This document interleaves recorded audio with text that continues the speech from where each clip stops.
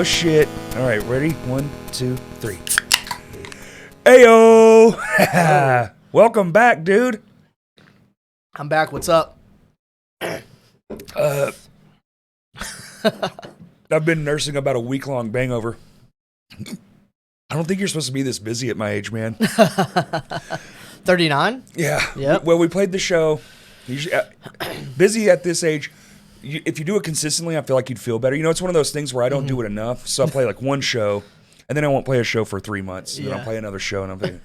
So I had the Lame Johnny show, and then like a week later, I had the My Insta War show, which is very not normal. Right. And so I've just been like, yesterday, bro, I didn't do much. I helped some guy move a car, and then it was like it was my dad's old car. Well, I know y'all helped someone move a car off the interstate. Oh, yeah. Oh, we were just talking about Fayetteville. That's what I was going to be like, dude, did you hear I moved? Yeah. I saw that, yeah. I saw like you made a post, I think, right? You made a post about it. You're like, so this is how my birthday unfolded. Dude, it was, and like, I wish I could. So I started typing it out, and I was like, wait, this is going to be a book. No one's going to read this. Then I was like, do I make a video and just kind of go over everything? Because it was so crazy. Wake up 4 a.m., text a buddy from England, which is dope. Yeah. And I was like, oh, that's sweet. Can't go back to bed now. I'm fucked. I'm old. Once you're up, you're up. Yeah, yeah. And Well, not me. boom, dude. The whole day goes by. We're on our way home, and like a mile before the tunnel, Oh, shit. there's like that. That bridge? It's like the road goes down, and it turns. It's very sharp, and the wall's like shoulder height, so you can't see. Yeah. And we're just going. I'm going 80. Speed limit 75. Of course, I'm going 80. I'm trying to get the fuck home. It's 1 a.m, and we just ate canes. I'm all hopped up on canes. You're high on canes. And dude, I mean, turn the corner. The car's half of it's in the wall, the other half's in the road, and Jesus just Christ. duck. And I, hit the brakes, and I see John was ahead of us. He's the other guitar player in my War. He's running up, so it just happened. Yeah. And there's one other Stephen Stefan. Is it Stefan or Steven? I can't remember, from Take Rest. Yeah, yeah. He's already just got to the car, and they're checking on the person, you can see. So I'm like, oh, fuck. We pull over, get out. It's a whole, it's always like, what's, somebody call the cops. Duh. And there's still fucking semis and shit coming. Flying by, yeah. 'Cause that area is dark, too. So pitch black. Yeah. So we're pushing it, and every time we push, another car would come. We'd have to all stop and like wave, like so they would get over. Yeah. Or they were going to hit us and the other car again. So I was like, fuck this. And I sprinted. I ran as fast as my fat body would let me. Up to the top of the hill, and I got my flashlight in my hand, and I was just kind of like waving it, and so it looked like it was strobing, Yeah. And it worked. About 30 minutes later, a tow truck. It wasn't even there for the wreck. It was just driving by and saw it and stopped and went up to the top of the hill and flicked his lights on. So Nice. I was like, oh my God. And then we leave, me and Todd leave, and John stays behind and Steven stay behind to help the girl. The cops didn't show up till another 30 minutes. It was like an hour. God. And then he finally left, and I was like, Jesus, dude. I mean, that's pretty far. Like, that area right there is pretty far. I mean, It's there's like cut Chester off. and stuff right there. Or like Mountainburg or something, I think, is right there. But like, there's nothing there. So fucking nothing. I mean, it's there's pitch black. Yeah, so it was probably state police that came from. It was from who knows? They could be 100 miles away. Yeah, they're probably near Fort Smith or somewhere on that corridor right there. So. Yeah, it was hell of a way to end the night, dude. So we didn't even end up getting back to the practice space, which you had to unload all the gear.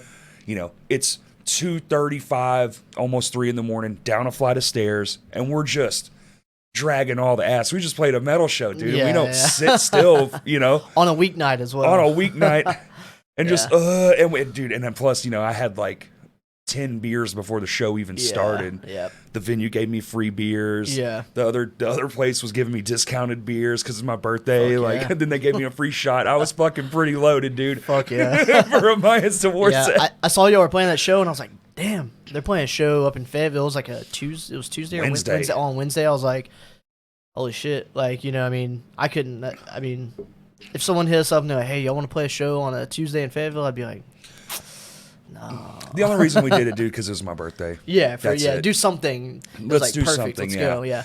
And it's kind of like 39, so it's not special in any kind of way other than it's the last year of your 30s. So You're nobody almost really over the gives. hill.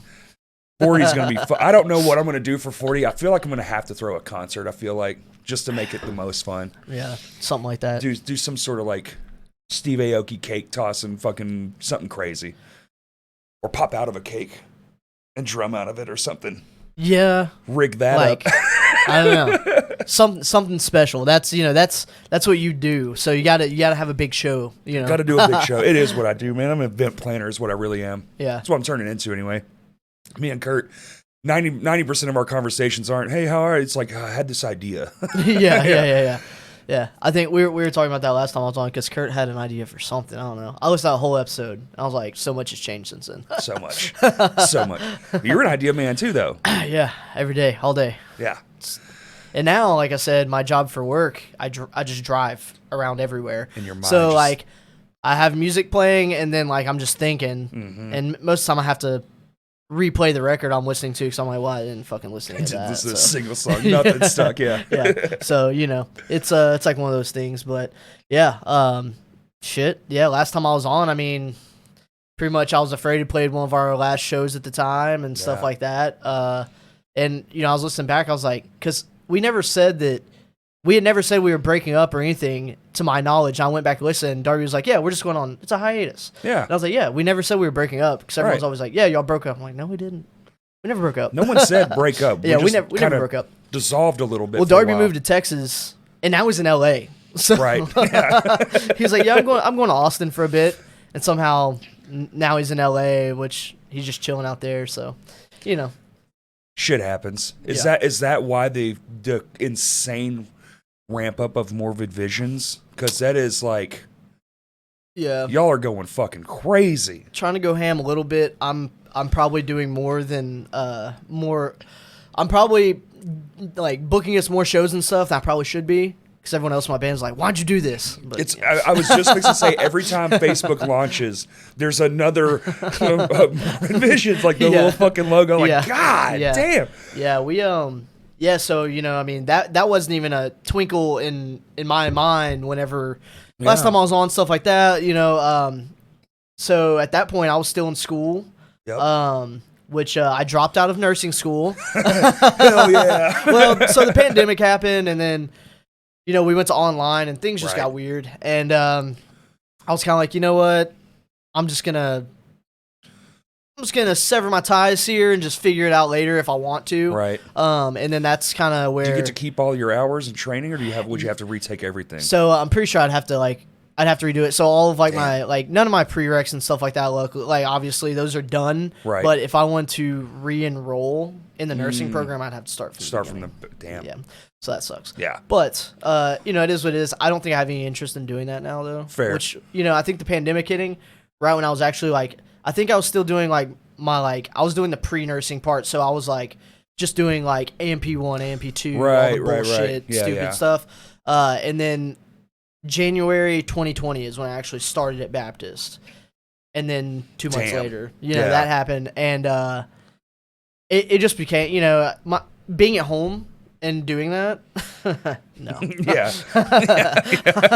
I was like, no. So we I was doing all that or whatever, and me and Delac and Xiaomi, we were kicking it most of the pandemic and stuff, and we'd always talked about starting a death metal band or whatever. And finally we were just like, Xiaomi's dad was literally like, yo, I haven't seen y'all play music on any of this shit that's in the living room. Mm-hmm. They have when you walk in Xiaomi's room, they have it's like a living room type area, and that's where they had jam area. It's where a den. Yeah, kind of. Yeah, it's I don't know. It's where Hollywood, not Hollywood, but Rawhead and Rawhead would practice there, because Chris Flores lived there at one point. Aaron lived there. Eric lived there. So that was they had it set up. Aaron was still living there, so it was all set up, and we would just jam there. And Xiaomi's dad was like, "Hey, I haven't seen y'all play any of this stuff in months. What y'all doing?" We're like, "Oh well, I guess killing time. I don't know. I guess maybe we should do something." And then that's kind of how Morbid Visions was born. Okay. And then we started out as a band that we were gonna play a show once every few months. I remember talking to you, and you were like, it's just kind of this thing. Yeah. It'll be every. I'm like, I respect that. Yeah. It was just something to kill some time. Because at the time, I didn't really want to. I wanted to do some music stuff, but I wasn't. any like with my job now, I wasn't really trying to like take off work, tour, do stuff like that.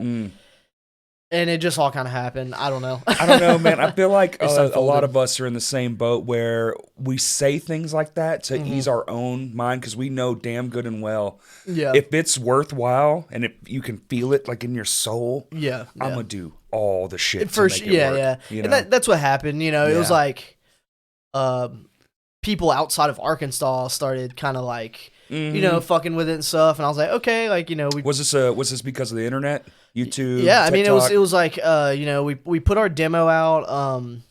So like the first 6 shows we played, or first four, 5, 6 shows, whatever, we didn't even have any music online or anything. Right. It was mostly like someone, you know, would post something or something like that. The day we dropped our demo, Kurt came to the house show we played with Brat, and he yeah. filmed the house show. Yeah. Yeah, that was a very fun show, and so I think that was our first like probably good video, Right. Like full set video, and that like really worked out because Kurt was just there, he filmed it for us, and then our demo dropped. Like literally, we were like, "Hey, by the way, we put our demo on Bandcamp this morning, and if you want to go listen to it, like go listen to it." You know? So just happenstance, everything Yeah. kind of just fell in place. we Love did, that. dude. We didn't even announce that we were putting our demo out. Like Beckett, I don't know if you remember Beckett at all. He was Maybe. like friends with like Nick Futch and all the Caden dudes. Oh, and okay, shit. yeah. He lives in Fayetteville now. He's in Condemn. He plays drums in Condemn. Oh, yeah, okay, yeah. So he did our demo artwork, and basically he just sent it to me like that day, and I was like, cool, we're gonna it's Just do it. we're gonna do it. Like we have the artwork now, so it's like here's something, you know. We just did it, and I texted the group chat. And I was like, hey, I just put the demo out online, and they're like, okay, cool, like you know, Whatever. yeah. And then we didn't like really didn't promote it or anything. We're just like, all right, here it is. So yeah, there was that, and then we just played some shows off of like we had like those 4 songs for a while.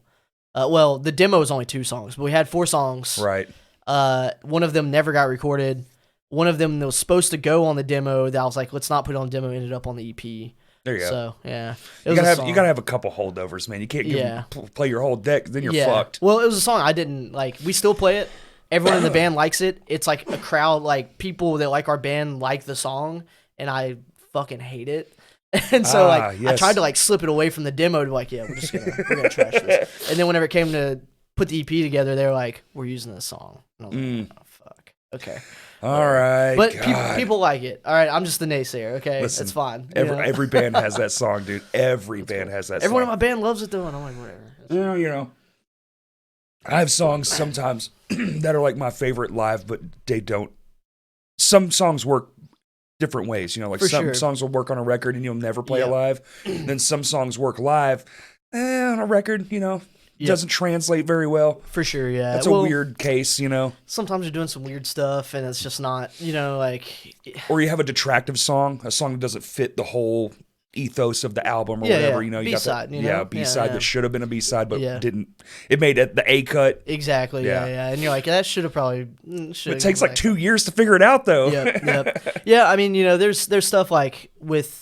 So we're in the midst of working on like demoing the LP and stuff, like getting That's songs crazy. together, and like yeah, it is because we just put our EP out. Like I don't know. The thing is, like with I Was Afraid, I was thinking about the other day.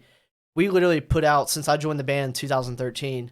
We put out a release pretty much every year. God. Which was crazy to me. So after Lonely Frontier, which was 2017 maybe or something, we were getting ready to put something new out, and then Right. it just like we kind of just shelved everything for a second. Mhm. We still have those songs.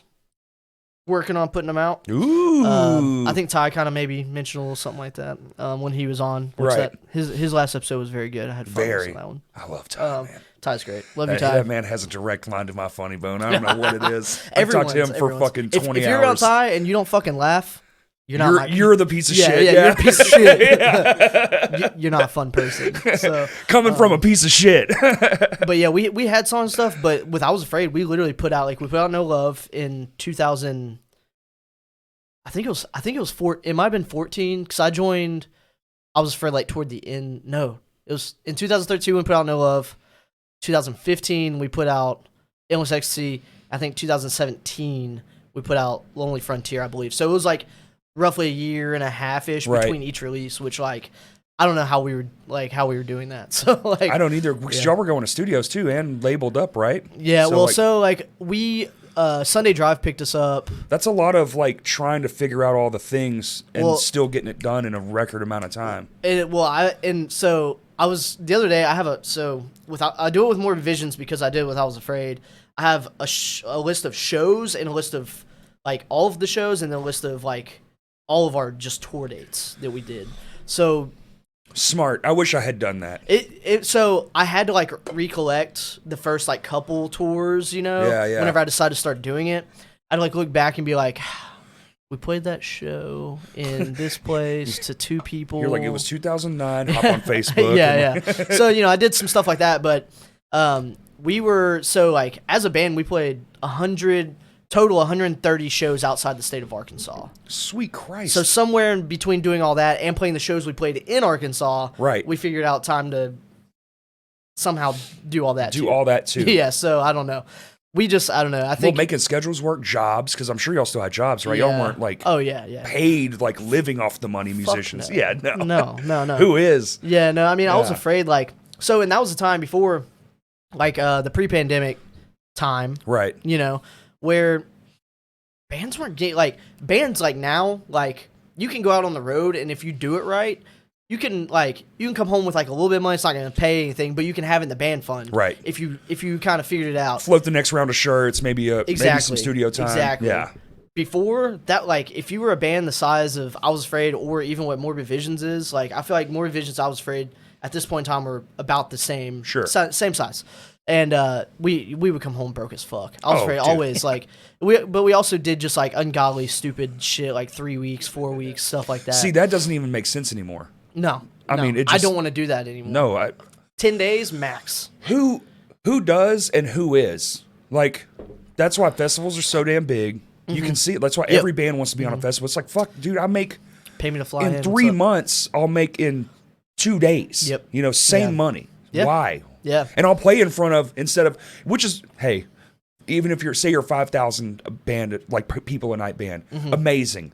Yeah, that's great. But you could also play in front of 100,000 people once, Oh yeah, for sure. Well, which is way fucking crazier. Oh, for sure. If you think about it, a band, if a band is bringing 5,000 people to one show, just based off of bands that I've flown in and that we flew in with Banging the Rock and stuff Right. like that, putting into perspective, so a 5,000 person show would be probably the equivalent of, I don't fucking know, You talking about payout?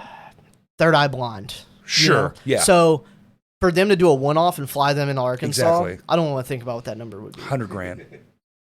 Maybe more. Yeah, maybe more. Yeah. Because they're probably making close.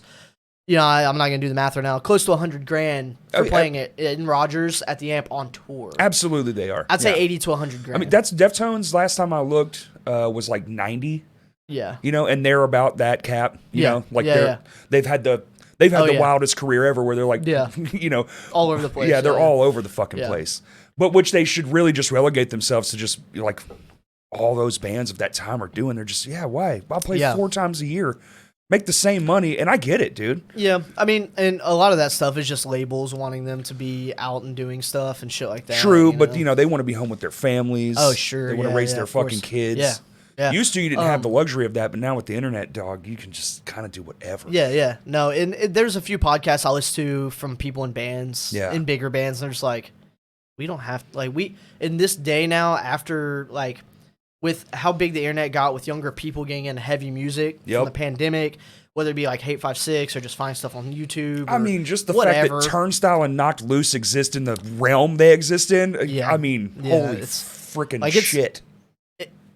For them, so basically they're, which I think Turnstile is a bigger band than Knocked Loose. I think commercially. Oh, sure. Yeah, commercially. However, for whenever sure. we were looking into potentially bringing them out here and stuff, and I got the numbers from the people I know, they were about the same amount of money Sure. though, to fly them in.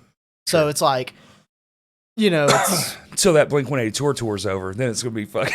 so I forgot who we were talking to, or Stan was talking to someone, and I don't know if it's true, but they're getting fuck. something ridiculous a night on. Oh, that it's going to be tour. stupid. It was Yeah, like for it was sure. like $80,000 or something. If you're direct support for Blink-182, you're making dumbass money. Oh, for sure. Especially now that what's his name's back in the band. Yep, with Tom. Blink-182. Yeah. So everyone's like, like whenever they played here, it was a dude from Alkaline Trio Yes. playing for them, and like everyone was like, oh well, I'm not gonna go. So it was like, did you go to that one? Oh, no. So it was like, I don't know. It was full, but wasn't that full. Right. You know what I mean? Full Like, enough, but yeah. like kind of sad still. I'm in a weird point in my life, man. I think I'd just rather watch my friends' bands play than literally anything, period. Yeah.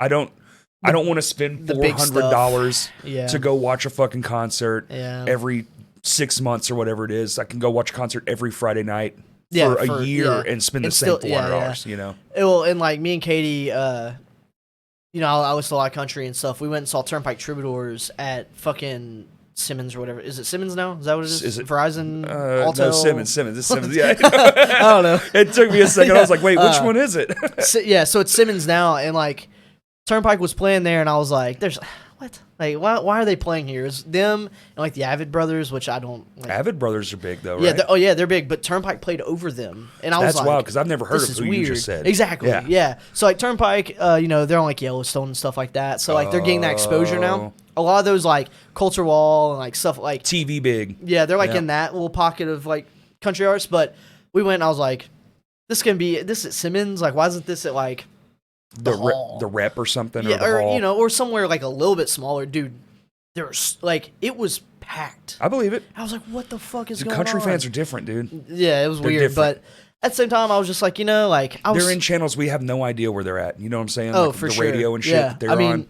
dude, I'll go and see. I mean, Fucking Alan Jackson yeah, that's a whole different thing. I think Brooks and Dunn was playing this weekend at the Simmons, amp or something. No, at Simmons. What? Yeah, I think it might be next weekend. I was gonna Why? get tickets. I'm just not clicked into that shit at all, dude. Yeah. I love Brooks and Yeah, Dunn. That's yeah, amazing. I know. And tickets were like $40, so I like if it's next weekend, I might consider it. But yeah, I don't know. We went. It was that packed and stuff. But like while we were there, I was just like, like this is cool, but it's not like seeing like any country band at Whitewater. Like I'd Sure. much rather go and do that and skip out on this show. You know what I mean? Like, It's kind of the same now. I don't know if it's an age thing. I'm guessing it is because I've been and I've seen all my favorite bands, and they're all. I mean, they're seeing the same show I saw when I was younger, but it's less than because they're in their 50s, yeah, 60s even. yeah. And some of the guys from our ilk are the same age at least. And I know Mm-hmm. that, they're just, it's not, you can't put on a show the 20-year-old did. The Right. productions have gotten better because Oh, the for sure, money yeah. and shit. So, Yeah. like, there is that difference. Yep. But, like, I saw Korn in 1995. Yeah. That's not going to be the same Metroplex or Korn some as from shit. 2 years ago, Yeah. like Barton Coliseum. Oh, shit.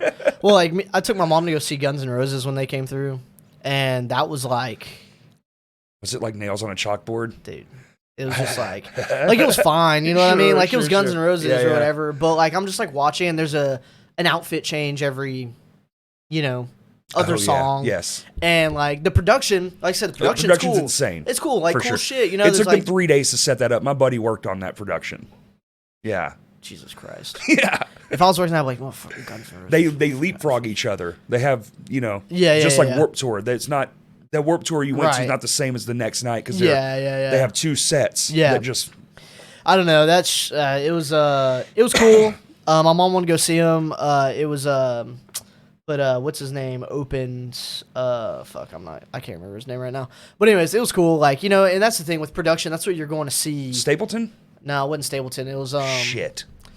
It was one of those guys. Yeah, he was smaller at the time, but now he's much bigger. Yeah. God dang it. He produces a lot of like. He was the a small producer country. first, right? He And then might have he been. broke into country. Are you talking Damn about Chris Stapleton? I'm still thinking about Stapleton. Oh, he Fuck. was. He Yeah, did. He was. did do some production. So, he was in the Steel Drivers. I don't know if you've heard of them. They're like a bluegrass band. And that's where he started. But he's written like probably 80% It's a of lot. like the good country you hear on the Right. radio is he's probably produced it or written the song. Right. You know what I mean? God damn it! Why can't I remember this motherfucker's name right now? It bugs me It'll so much. pop up in my memory head in a fails me. bit. Yeah. But stuff like that. But like you're saying, I'd much rather go to a Friday night at Vino's, Friday night at Whitewater. Go see that shit. I don't need the production. I don't give a fuck. Right. Like, I'm going to have way more fun at, what y'all's thing, Fight Night? Yeah, Friday Night Fight Metal, sorry. Yeah. Fight Metal, yeah. Yeah. I'll have way more fun at that. Oh, yeah, And just, just astronomically more fun than I would at any modern event, I feel like. I just don't have that much fun at them. I just don't. Well, and, like, with the Friday Night Fight Metal thing, it's like, it's like a gimmick. It's like it's like a gimmicky thing. It's like... Which is cool. And like someone... But you only get that on this level. Yeah. That kind of stuff doesn't translate upward. No. Yeah. I mean, fucking... I can't even think of a comparison, but if someone was like doing something bigger or something like... if you're doing it at the hall, it just wouldn't have the same charm. Right. Pretty much. Exactly. Like if it was a much bigger place, stuff like that, like... the one that we're doing in June, like the pre-sales, we put up like 100 at first, and then those were gone. Yep. And we put up more, and then like, well, we need to leave room for walk up at some point. You know what I mean? And so like, I feel like y'all be having to tell some folks to sorry. Maybe. Yeah. Depends on how giving Trey is. Trey, you listening? Are you waking up on the right side of the bed or what, buddy? Well, so the last one we did, was like us, Eternal Nation, Second Life, and then Ozone. Was it Condemned? Prevention and Mariloka from Springfield. Yeah. So we had 3 out-of-town bands and 3 local bands. And that one, like, the event said, like, the event total was 208. That's what was on the event. And, like, me and Mark were talking. He's like, how many people you think are going to come? I was like, well, this is how many people are on the event. But, like, that's, it's 208 people. Like, right. I would expect, like, maybe 100, something like that. No. The exact amount of people that were on the event paid to get That's in. Crazy. That never happens. That's fucking crazy. It was exactly a bullseye. I was like, wow. I literally, like, at the end of the night, like me and Stan Trey were like counting all the money and stuff, and I was just like, this is to a T. To a T what was predicted. Usually, like, I'll take that and half it. Half it. That's the rule. Yes. Yeah, you take it and half it. So the old rule was half it and then 10%. Yep. And that was like that's about what you got. Now I just half it, and that's usually pretty good. Yeah. If there's 200, there's probably gonna be 100 people show up. But that was like, I think that was probably one of the first Terminal Nation shows in a while outside of Banging the Rock that was at Vino's. Right. So I think a lot of the younger people, like the Zash kids and all them, hadn't gotten to see Terminal Nation yet in like a Vino's environment. So I think a lot of them were very excited about being able to experience that. Which, holy shit. Yeah, it's always an experience. And that show, like, I mean, I think Kurt recorded some, like, most of, if not all of our set at that one. And, I mean, like, our set just looks bonkers. Like, if you go and watch the videos, like, people are stage diving everywhere, and it's just like, the first one. And, like, people are, like, stage diving everywhere and shit like that, and I'm just like, this literally looks, to anyone that's seeing this anywhere else, like, this looks insane. Like, a band hit me up, was like, because I booked them a show, and they're like, hey, whatever y'all did for that show, do it for our show. And I was like, that's not how it works here, but okay. Sorry. We'll try. I was like, that was like, were they lightning in a bottle? Lightning in a bottle, baby. That's what, I feel like these showcases kind of are, it's like a very specific, we tailor it to make it, that situation. These tailored shows work really well here, though, man. Oh, yeah. Every single one of them, after they're done, you see the photos and the footage, and you're just like, I mean, fucking hell. Yeah. Insane. I think it's something good to, it facilitates maybe getting people interested in coming to shows just in general. Especially, we have so many younger people now, and it's great. And a lot of those people, I'll see a younger person that came to their first show because of someone the last show, and then they come back and bring someone else. Oh, dude, every face now. Yeah, I'm the old guy in the room, I know, but it's most people. We just watched Any Given Room. Oh yeah, and Frail State Friday and all night. them. Yeah, Friday, and the only people I knew in the room were the people in the bands. That's it. That was the first Cardinal Rule show, there. right? Yeah, was Friday. Yeah, and they did great. Yeah. Great first show, great crowd turnout. I mean, it was fucking everything you'd want from a show, right? Yeah, yeah. But I'm liking these, like what y'all are doing, what we kind of do. We've somehow festivalized a smaller thing. Exactly. Yeah, yeah. Because it just, even if those are the only shows some people got, I think that's why they do so well. I've been trying to think about this, like, why are these doing so well here? Maybe that is it. There's Yeah. a correlation of like it's an event. Yeah, exactly. Well, it's like there's a title, Yes. of it. You know It's what I its mean? own You know, thing. like is it Christian? He does the Punk for Pause. Yeah, and Hill. Do you help Yeah, with that Chris as Hill. well? Well, Or is it just we mostly- bounce ideas Yeah, off yeah. each other, but I don't. You know, I don't- like that's a cool idea. Like Punk for Pause or that dude spearheads a Yeah, lot, yeah. and then Kurt takes care of the music end of that. yeah. We're doing that it's not an EP. It's just a release. It's like a big giant playlist. Okay. Yeah, it's like a fundraiser Sick. LP. Yeah. That's gonna be fucking dope. Stuff like that. I think like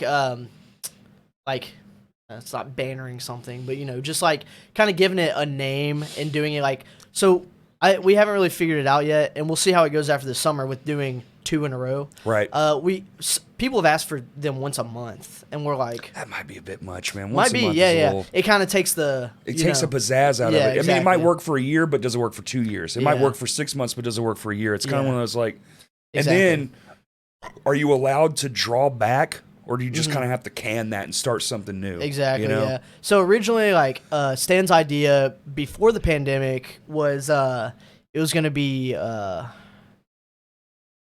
Rumble in the Rock. Oh, Is what okay. because Kinda like Rumble in the Bronx. yeah, see, he had some show or something, and I don't remember what it was. It was supposed to be, I think, at Will's house.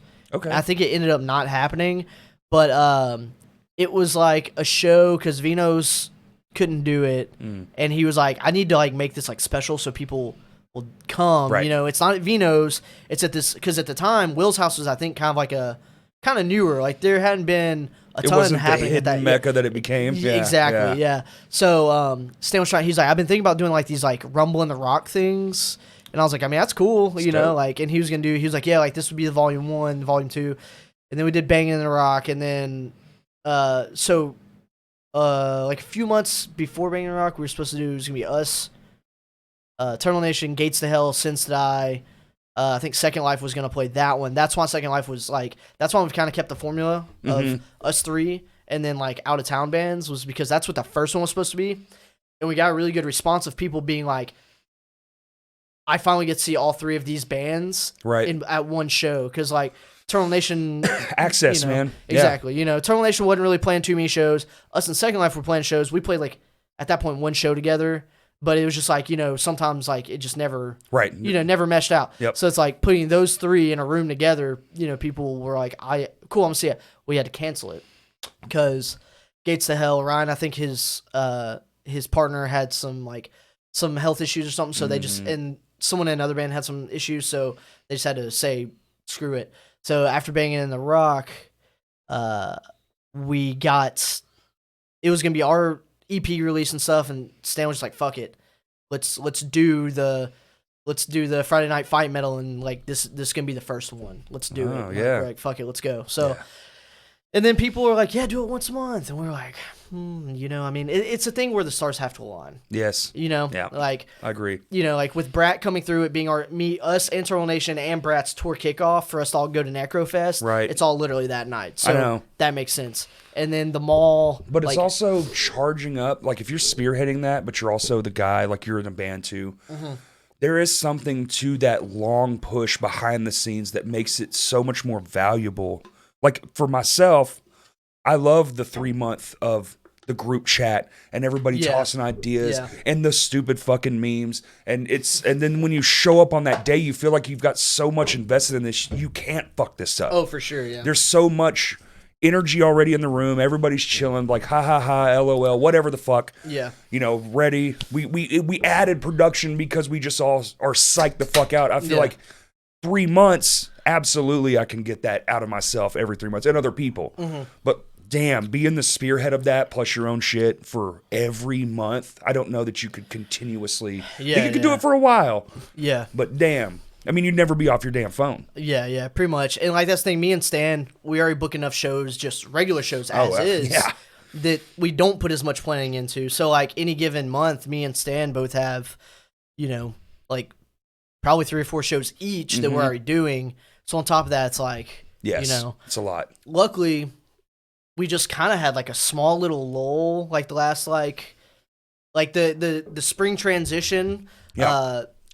Was all 3 weeks of it. yeah. It was there's been a lot of shows, but it's been a little less hectic than it recently has been. But like coming up, like starting here in the next I think with with this past Friday or even with the full moon show, like I feel like that started like here we go. Now we're going into already summer. back to the races. Yeah. So it's one of those things. It's great. It's really good. And for a while, I was I mean, there's so many people. You have Jacob booking shows now, which is he's bringing. Yep.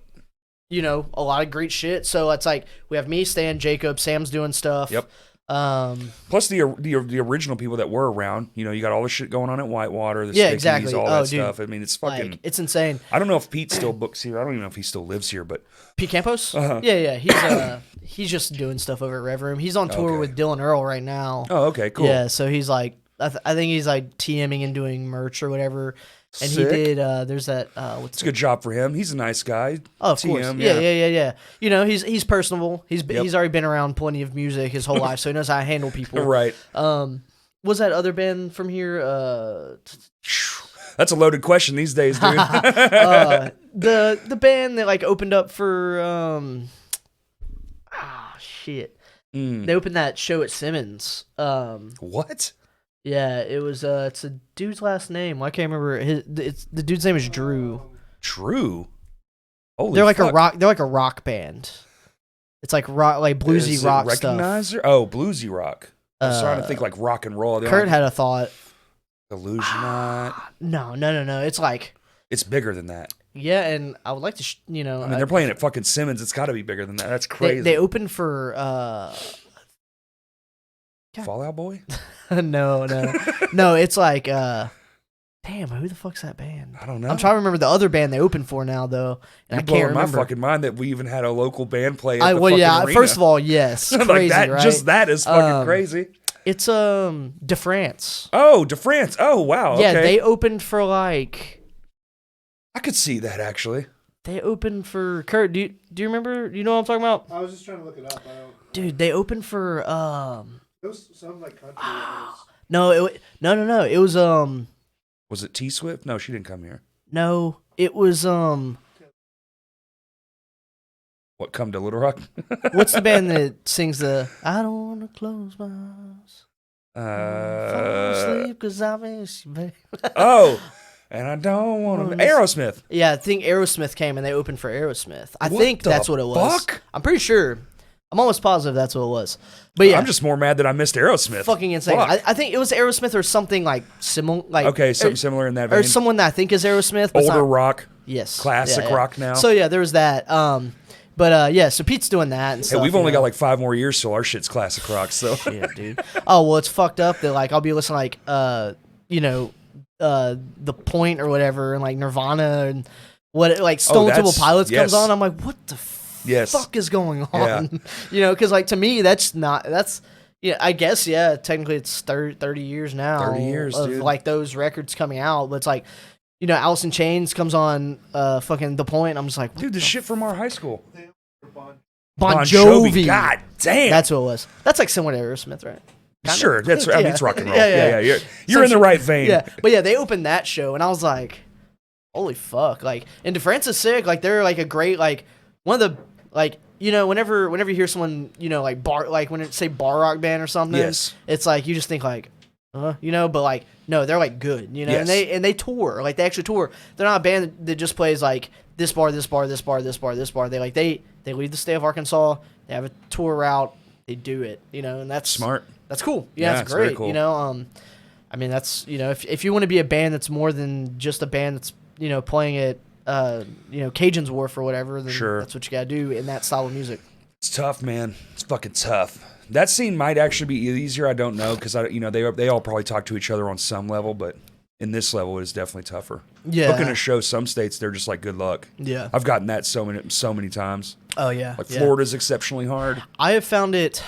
You're really good at it. It seems like. Yeah, well, it's just been over booking shows for so long, meeting who this person, that person, right, et cetera, et cetera.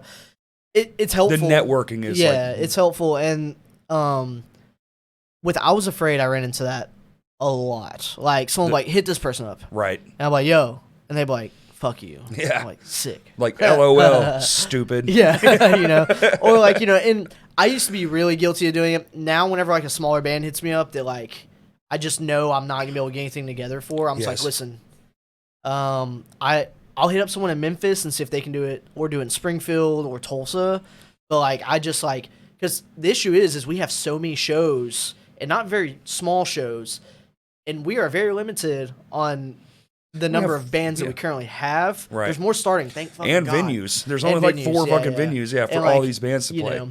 And it's like one of those things where, if it's a Monday night show and a band hits me up, there's no one available, but like I still try and do it. Right. Well, then Mark is gonna be like, bro, I didn't get no money at the bar tonight. Right. You Yeah. know what I mean? Like, oh, sorry, dude. Well, you're invested in the community, so Yeah. you're like, I want, I don't Yeah. want you to just come out here for no Yeah, reason exactly, other than you the know. per hour or and whatever. that's been something I've really been thinking about lately with Vino's, is like, okay, this is gonna be a pretty small show. Is it worth Mark's time to even bartend that night? Right. That's something to think about. You know what I mean? Like, I don't know. Absolutely. So like tonight, I don't know if y'all have heard of that Crywank band. He's from the UK. He has a full band, I think, but he's doing it solo. Oh, shit. Sid, my wife's younger sibling, lives Okay. with us, and they've been coming to a ton of shows. You've probably not met them I don't yet, think so. but you've probably seen them in the pit. Probably. The person that's about this tall, curly hair, Yeah, okay, yeah, maybe yeah. 100 pounds soaking wet, just beating the shit out of bigger people. I know exactly who that is, yeah. So they went to Memphis. It was like them and Asa and some of their friends, like kind of the younger crowd, and they went and saw that band last night. And they called me at like 11 o'clock last night. It's like, hey, this band needs a show in Little Rock tomorrow.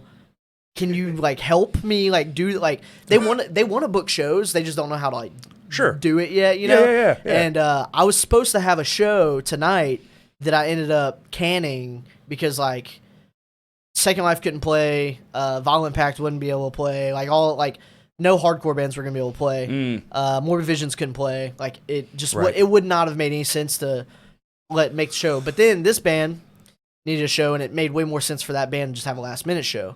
But they have like 350,000 plays on Spotify, and people I've seen their name in passing. I've heard their, like, Sure. So I was just like, well, I was supposed to have a show. Let me hit Mark. 'Cause Mark would probably like to bartend, one Makes way or sense. the other. Yeah, right. And, clock in at least, I yeah, guess. Yeah. Mark was actually like, yeah, let's do it. Like, Damn. maybe I'll make some money. Who cares? You threw a show together last night at 11? Yeah. Damn. Yeah. And I told Sid, I was like, hey, this is like gonna be like your thing though. I'm Hey, just dude, you gotta learn somehow. I'm just facilitating what's going on. Throw here. his ass in the deep end. Good Yeah, luck, yeah, buddy. Yeah. So I'm just like facilitating what's going on. Alex Cash is gonna play solo. Ace is gonna play solo. And I was gonna get the chores on it, but then Mark was like, "No, let's not add another band because like let's have the show over by 10." I was like, Right. "Fair." It's a Sunday night, bro. Yeah, it's a Sunday. we all so, gotta work the next day. Yeah, so I was like, yeah, cool. So that's happening tonight. But you wow. know, stuff like that. But that was like something where there was a show that I was like, I can't get anything together for this. Sometimes And it just doesn't work, man. maybe no one's gonna come, and it's gonna be Right. a waste of Mark's time to even be at the bar or to staff the place.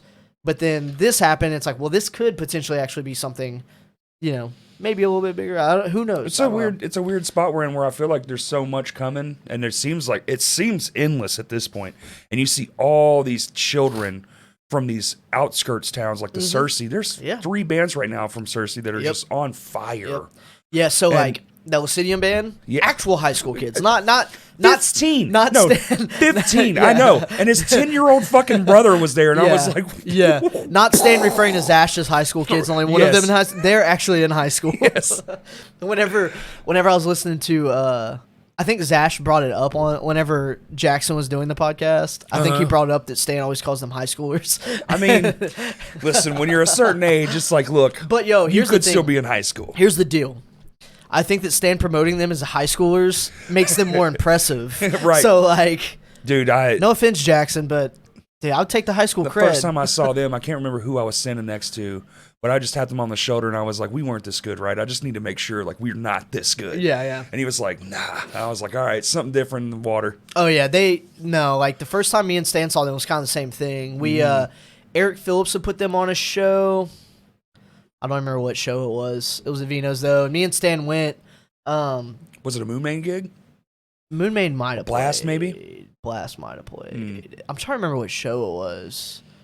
It was like the touring band played second out of like 4 bands. Right. So I don't even remember who the touring band We can do was, that here. honestly. We can do that here. Oh yeah, well that's actually more fair. Yeah, that's the way to do it. You know, like Yep. sometime like recently I've made the mistake of being like, oh, this band can definitely play last. It's fine. Yeah. And then like, Half the people. I mean, like, Jesus it's like the Christ. that used to be the thing in like the 40s and 50s.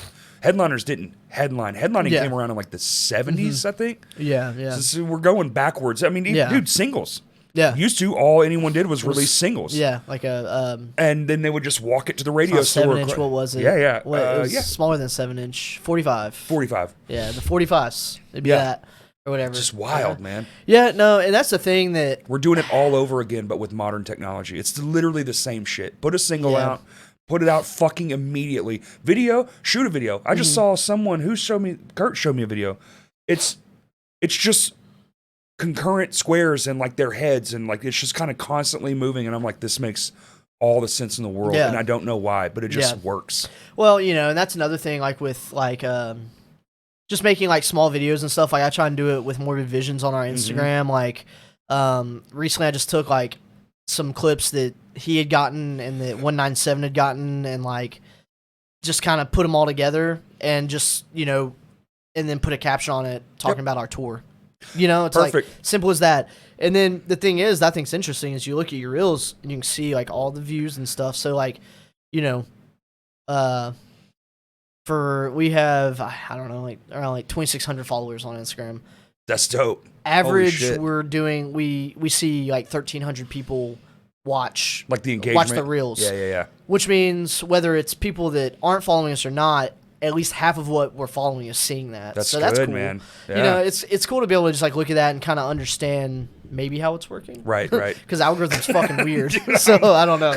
But I was on Instagram this morning. I wanted to bring this up, dude, because like I want to see something first thing in the morning. And I did it on purpose. I told myself last night I want to check Instagram first thing in the morning because I noticed it the other day, and it just clicked with me. And I start scrolling, right? And I just scroll.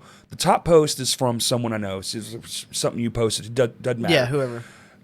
Literally, you know how when you get done, it says you're all caught up. Yeah, You know that yeah, little yeah. tag at the Yeah. end there. I scrolled for about 5 straight minutes, and none of it was shit that I liked. None of it. Oh yeah. It was yeah. all just recommended bullshit. Yeah. Yeah. And I was like, So you can go to a setting now. They have a setting. They don't oh, tell you teach about me. it. Teach But me. you can go to your settings and you can snooze that. Oh my fucking You can snooze God. it. So you can't get rid of it, but you can go and say don't show me recommended posts for 30 days. Oh yeah. I saw that's that the other happening. day and I was that's like happening. I was like, "Yo, that's fucking sick." Yes. How what no Instagram did not tell me about this. I've never I'm and the only It's reason I'm somewhere in there. interacting with any of it is because It's there. maybe it gets me, but it's one Yeah. out of every 20, you know. And I just want to see my friends' shit. It's the Yep. only reason I'm even on this fucking app. It's always on Facebook that gets me because they'll have like the little scroll. Well, I guess Instagram has it now too. It's like the scroll bar with the clips in it. Yep. And they'll sometimes they'll play it all the way through, so you can just watch it without audio and be like, "Hey, that was funny. I can tell." They do the first 2 And seconds. they'll and sometimes he they'll do hooks it, you. yeah, You're and you're "Fuck, like, they're geniuses. You're like, fuck. yeah. What happens next? Yeah. Damn it, that rock! Yeah. I knew it was gonna bust Yeah, in half. yeah, I'm exactly, such a yeah. dork for that shit. But like sometimes I don't know if it's Instagram fucking up, but it'll show me the whole reel inside that little box. oh, interesting. Yeah, so like sometimes I can just watch the whole thing without having to click on it. I've And- definitely done that. Yeah, for yeah, sure. yeah. So like that happens sometimes, but yeah, Instagram's like I like Instagram more. Instagram's become a little bit more friendly than like Twitter I and prefer way more Instagram. than Facebook. Like Facebook fucking sucks. I probably It's spend bad. more time on Facebook, but I think that's because it makes you. Yeah, It takes kinda. longer to get the shit to go where it needs to go. Yeah. You know what I'm saying? Like, Yeah. oh, share it here, but I know if I do from this one, okay, let me go over here and do that. Exactly, When yeah. Instagram, it's literally boop, Boom, boop, done. hit the fucking thingy, hit the little dude, send, done. Yeah. It's 3 buttons. Well, like like with making an event on Facebook, you can't just go share here, here, here, here, and They here. fucked that No, all up. it's share it here. Yep. You gotta go back and hit share on the event, share it here. Go, like, it's so Dude. fucking annoying. Oh my! And now they're limiting messaging. Oh, yeah. They Chris are just doing got that. hit with it. 80. Or no, 70. He did Messages? 70. Wait, Yep. messages? I know that. I'm thinking of Instagram. On Instagram, you don't know it until you do it, but there's like a character limit on Instagram messages. Yes. And I was like, what the fuck? So they limited his amount of messages he sent. He's trying to, Punks for Paws Yeah, is yeah, coming up. send Fucking shit go to out. Punks for Paws. Yeah. Kiddos, help save the puppies and the kittens. But he fucking was sending out, like, that's been the way, right? Messaging is the Yeah, yeah, direct yeah. link to you and the customer. And now they're like, fucking no. Fuck you. They've caught on. Yeah. So even in the back channels, they're fucking up. Like, Well, I know that if you can't do it on your phone. If you go on a desktop, you can still do the invite all Yes. feature, which Yep. is so great. Mhm. But Ted was like, just like sending invites out, and then got to the point where it was like, no, fuck you, you're done for like a week. You Yeah, know, dude. like it was like, fuck. literally. And they're Yeah. like, no, this is it. It's like, dude, this is all we have. Yeah, Flyers work still, sorta. Put a little QR code on there. Yeah. They're working pretty good. I like Yeah. a nice physical flyer, Yeah. especially at the venue. I think flyers are making a small comeback. I'll Sure be they honest, are. because especially with like something like say Friday Night Five Metal, Handbills, especially. bring those Seen a lot like more. bring it to those, because and I think so. There's what's her name, Shaylee. She does Wonderzine. Oh yeah. Yeah. You should have her on because that'd be cool. I should under she the has that staircase, zine. right? At the Vinos, is that Yes. the yes? Yeah. I think so. I don't know if she put that there or if that's like a thing that just kinda showed you up. Just put it there. Yeah. Yeah. But they're there, and she'll I show saw up Jackson post about it. yeah, and they'll be there and stuff like that. I have one of the copies. It's really cool. But that zines are like people like younger. There's a people whole are, like, getting generation into of zines people and who stuff. don't know what physical media is. They're Yep. like, oh, this is tight. And it's like, dude, this was everything back yeah, in the day. yeah. And it's cool to see younger people getting into like physical things again. Oh it's my so. God. I think, It's life affirming to me, dude. It really is. and I was thinking about this the other day. Do you think it's because some of these kids like with the pandemic being like a 2-year thing, pretty Mm-hmm. much, where like they weren't in school, they weren't doing anything, they got overexposed to like Just digital, digital stuff. Yes. So now they're like, tangible. this sucks. Yes. Like I want think that's all of us, dude. that yeah. tangible thing, like Yeah. remember in the beginning, everyone was doing the beer videos, right? We all kind of felt together in that, and then there was like another thing and another thing.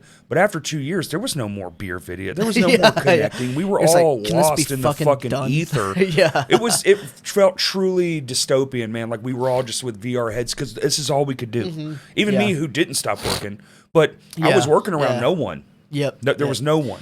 Yeah, that was where I got lucky. I worked for Cadron Creek Outfitters out like where they did Mutants, or well, it wasn't Mutants, it was Liverfest for like Okay, yeah. a couple years. Did it out there. So my buddy Brandon Brawley, his family like owns that, and they were looking for someone to do shuttling for the canoes and all that stuff. So I would shuttle people to all the put-ins and then Yeah. go and pick them back up at the takeout. That's tight. So it was like social distancing, but like not. Because I'd be in a We're- van with them. We're outside and we're tight. Yeah, we're all hanging but, out. So yeah. that was very nice. The windows are down. Yeah. Yeah. So that was very nice for me. I did that for a little bit, and my real job would try and get me to come in. I'm like, I have COVID. Like whatever. This must be they have tests for Yeah. everyone. Yeah. But like you, because you do like, Flooring. yeah, flooring. Yeah. So you just be in someone's house, just like, Yeah, and what's good is I got a lot of new construction in that time because that's all that was happening. Yeah. So the remodel boom, the reason wood went to like $4,000 for a sheet of plywood is because all of a sudden everyone was at home and they started having to spend time in their house. And they went, oh, I don't like this fucking place. So where'd they go? Lowe's and Home Depot, because of course they're open. yep. That's an important place. Oh yeah. I would go there and run into people and be like, Oh, absolutely. What are you doing It here? was everywhere. Yeah. And so they started creating more and more and more and more demand for something that was like, had been on pretty stable grounds for forever. Yeah. And then it wasn't because now everybody wants it. So now you have $80 plywood because the demand is so high. yeah.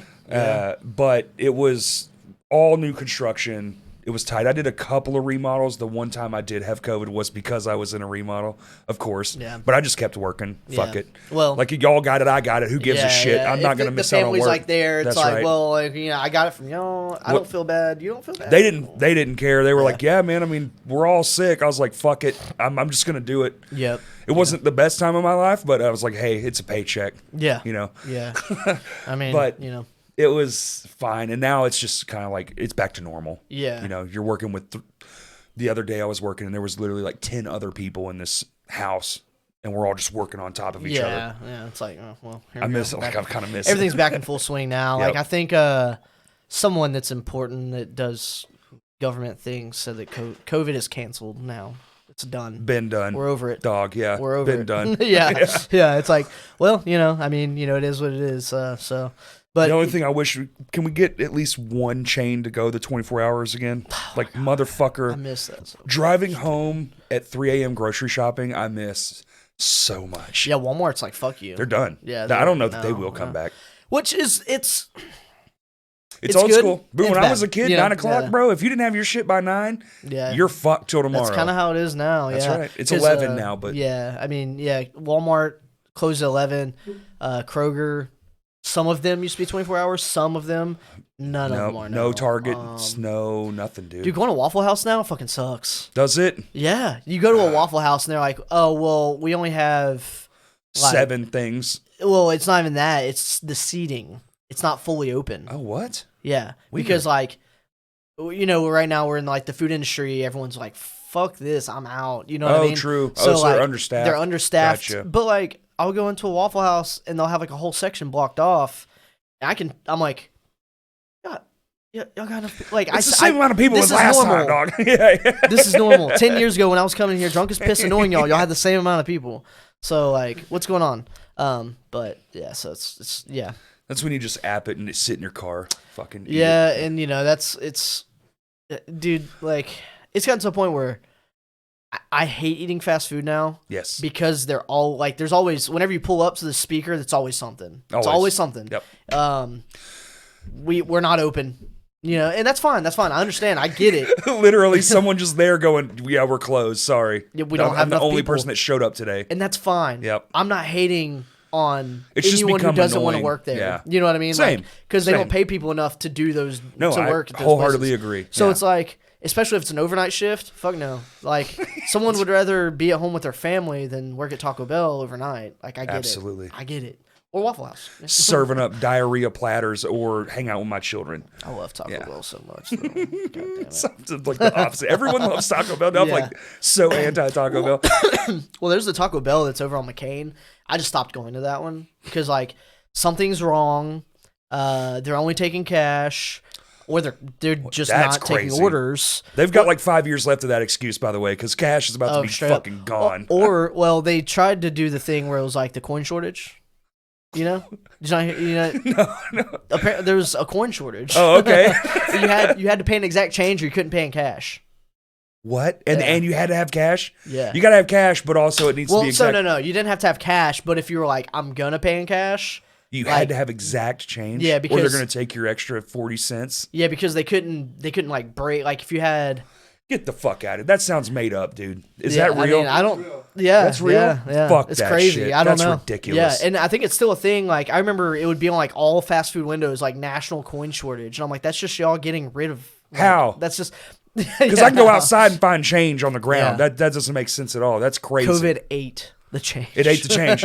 Oh, it dissolved the money. It went somewhere yeah. else. Yeah, okay, my bad. Yeah, I don't know. It's weird. The first time they said that, like me and Katie were going through a drive-through, and they're like, "Yeah, if you're paying with cash, you have to have exact change. wild. Like if it's $1.47, 47.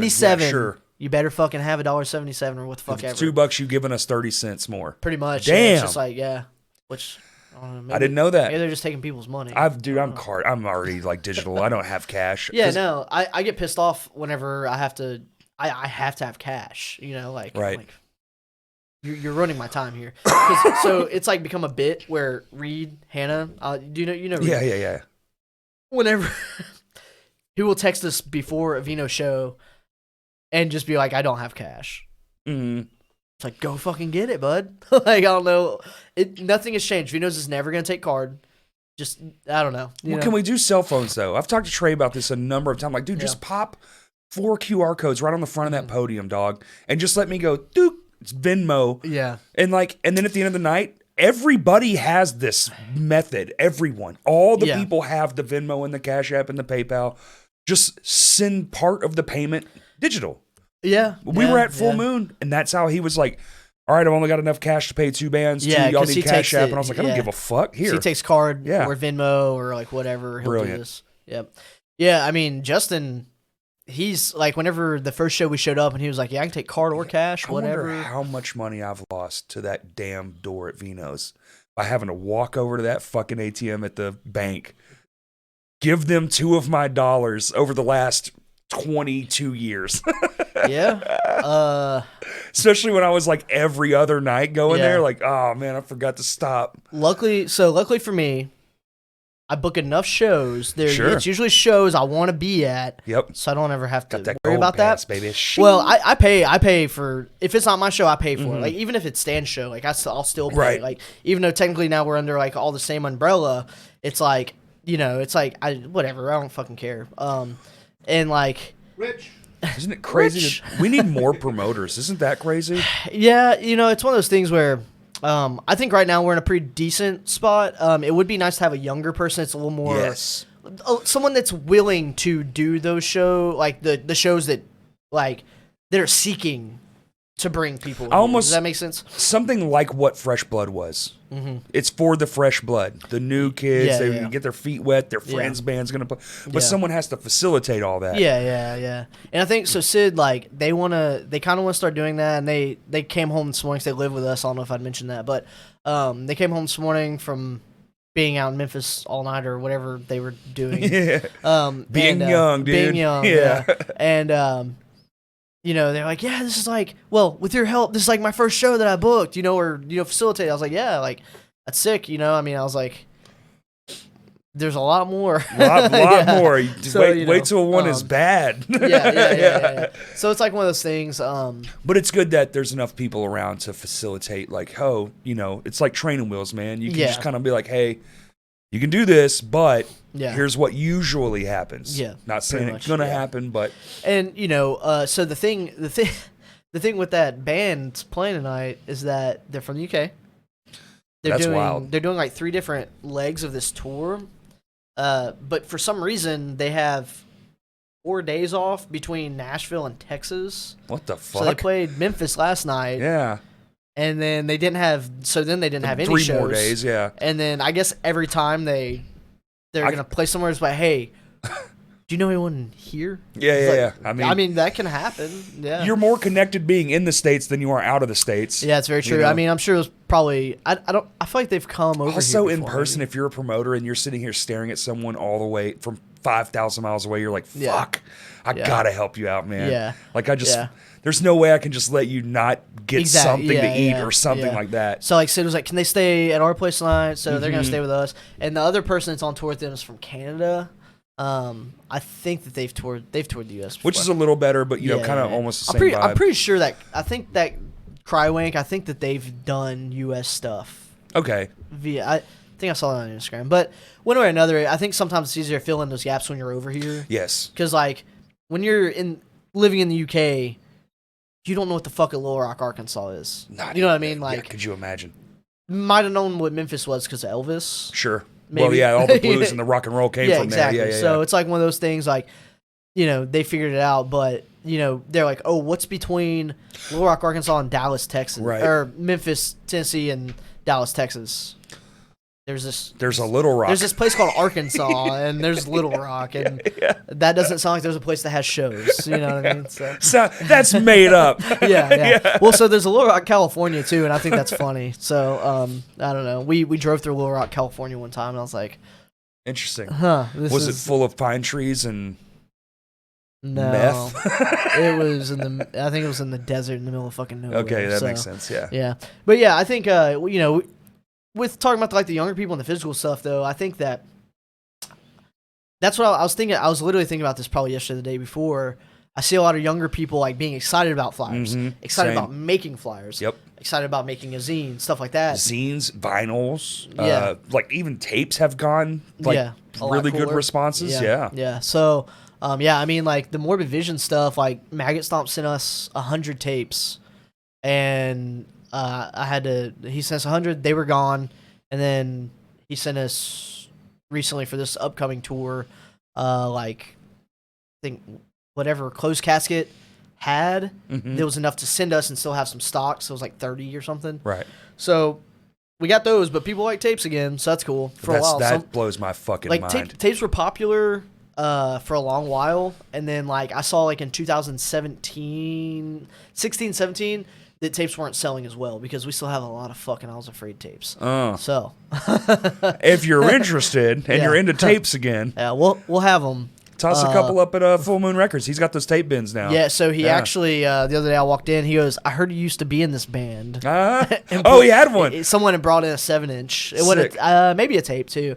I told him, I was like, we have some tapes if you want them. He was like, no, I just want at some point if I want everyone to sign this. And I was like, yeah, I can do that. So he has like Morbid Visions tape in there that we all signed for him and stuff like that, or like Sick. whatever. And he bought tapes and CDs from us when we played there to have Yeah, in I the saw it. shop. Yeah, So it's it's like so for a second that was the only place you could get tapes not from ordering from Closed Casket, but now we have some more, which I'm hoping those will just be gone after this next tour. Right. So, Right. Keep it going. yeah. Because we're looking at, like I said, we're working on our LP and stuff, so I want all the physical stuff that we had of the EP to be gone by the time the next thing comes out. So Not holding up. Well, I mean, tour. Well, y'all tour enough. Maybe like some table shit. table stuff. Yeah. I've been focusing more on like just making cool merch. So we have some camo shorts that I'm about to get embroidered. Come on. Oh yeah. Yeah? Oh yeah. That's fucking wicked, dude. I Camo can't even shorts. see them, dog. Yeah, and they have the netting, so they're actually like swimming trunks, I think. Oh, Yeah. fuck yeah. Yeah. So there's that. And Morbid Visions camo swim trunks. Now that that's gonna be is a sick. piece of merch. There's only 6. That's- There's only 6 of them. They're $47. Yeah. Well, we'll probably the price point will probably have to be about $60, or not just- 60. Sorry, $40. Yeah, I was gonna. Because they were like $12 just Yes. before embroidery. No, I know. I'm aware. So, and that's why I didn't order more than 6, because I was like, well, we need shirts and hats, because hats definitely fucking sell. Like, Oh, hats are fucking. our camo huge, hats that we dude. took on our last tour were gone before we even got to Little Rock. Like they were just obliterated. Like they were Yep. gone. So I was like, all right. When camo I did hats, when I did that merch for check. Norma Jean, dude, that was literally the #1 requested item. Was where's the hats? Like, fuck, we sold all 9 hats in the first before I had the fucking banner up. They were gone. Did they have camo hats? Yes, I'm telling gone. you, camo hats and heavy music these days is just like done. I mean, we've actually looked into it, and we're not even.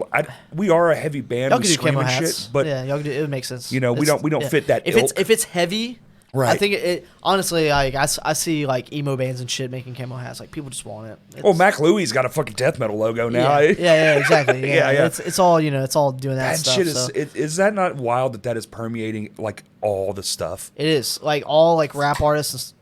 You hear that? Kurt's drinking a beer, y'all. The man's slacking on the job. Hey. But yeah, no, it's crazy. Like with like the Suicide Boys and all that stuff, they kind of like I feel like they're the ones who kind of like started that whole push, doing all that stuff. Like Ghostman, like he had the black metal type logo and shit, and now it's just like It's fucking everywhere. yeah, it's like I was looking over. Well, I knew something heavy had to happen. So if you just look through history, every time certain things happen, heavy music takes it just goes to the moon. Oh, for sure, yeah, And it feels like hardcore. yeah, Not having it's having its moment like in a Yep. huge way. Yep. And Yep. all the things are starting to borrow from that because they're like, yeah. it's like the early 2000s. Like Yeah. it's the fucking Christian metal thing, but for hardcore now. Like remember Yeah. when that shit happened? All the major labels went, "Oh fuck, something's more popular than we are." And Yep. so they started gobbling up everything. for sure, yeah. You're 100% gonna see all the major labels start stepping in and trying to do the thing. But Rise Records. at least they're fucked now though because They now the did it. internet exists, bitch. yeah. Back then, this shit was a Well, fleeting Oh thing. yeah, well now it like, I mean like being on Maggot Stomp is like one of the coolest things I ever thought I would do Sure. ever. Like, so it's very cool. Like to me, this is like Top of the we fucking. ain't gotta do nothing yeah, else. Right. You know what I mean? exactly. There's much bigger labels than Maggot Stomp. However, Maggot Stomp is like the big label of like the like Tastemaker smaller Absolutely, labels. You man. know, I get that. And it's like one of those things where like we don't. I mean, like it would probably take us a little bit longer to kind of like get a push and people recognize us. Yeah. But most bands don't like, I mean, you really don't need anyone to do anything for you these days. Right. You can do it if you can figure out your lane, how to do it, and take the time to like figure out the algorithm and all that. I get wanting to bullshit. be on a label to circumvent all that. Yeah. Like that's more my speed. Yeah. I'm never gonna be that guy, man. Yeah. I don't. It doesn't compute. I try to figure some things out, especially. I mean, even with the podcast. Yeah. I've been trying to figure out how to make a reel for like 6 months. Yeah. I don't know how to do a good one. There's a podcast. Was it? Oh, it was. I think with Zash you were talking about. You're like, yeah, I've been trying to make one, but like, what, I don't know. I keep So- falling short. And What I do is I don't make a reel. I just make a video and then just put a caption, and it works just as well. I know, but in this, Talking about with like in making the all the cuts and podcast shit. Oh ethos, yeah. you have to make all the cuts, Yeah. and you have to have every word we're saying like this. It's rapid fire, Yeah. and you for like know, a preview. yeah, dude, and yeah, like yeah. that's fine. That's all well and good. That's I what get he's it. for. But dude, it takes longer to make that fucking reel than it does to make this podcast. Because Yeah. now we're doing it in real time, baby. Yeah. Which is very cool. So like Yes. in real time, what does that even mean? Like you said on Patreon, so like you'll just be able to stream it. Oh, we're broadcasting right now. Like we're not live streaming, but we are. It's being captured in a device. So the if you watch the last episode, the GoPro fucked up again, and we were just like, that's it. That's it. That's fucking it. GoPro right here. There used to be a jut, and that was it. And now Gotcha. we have the phone as a fail safe because Okay. now I'm just terrified. Yeah, man. Because people I've had my come- fair share of GoPro stuff. I'm done, bro. I'm done. So we were like, we have the technology, we have the cameras. We brokered a deal with our good old pal Jacob Murray. That's how we Hey. got this lens. So now Hey, we have Jacob. like these even focal lengths, and Yeah. we're like, let's just take the fucking Yeah. leap, dude. And so we leapt, and it was almost kind of the day after. So I was like very mad in the moment because I was like, this guy drove from Fayetteville. Oh yeah. I feel like Well, it happened with we just let Justin him too, down. right? Yeah, dude. But we Yeah. went to him, so it was a little different. A little different, But yeah. he closed his doors, bro. He literally told people, "Hey, we're closed." He lost money Yeah. to do that do it, yeah. podcast. Maybe we don't know if they were going to buy anything. So, but Yeah. but in my eyes, Yeah. that's true, and it was the true most important of that like time, Mm-hmm. like that week or month or whatever.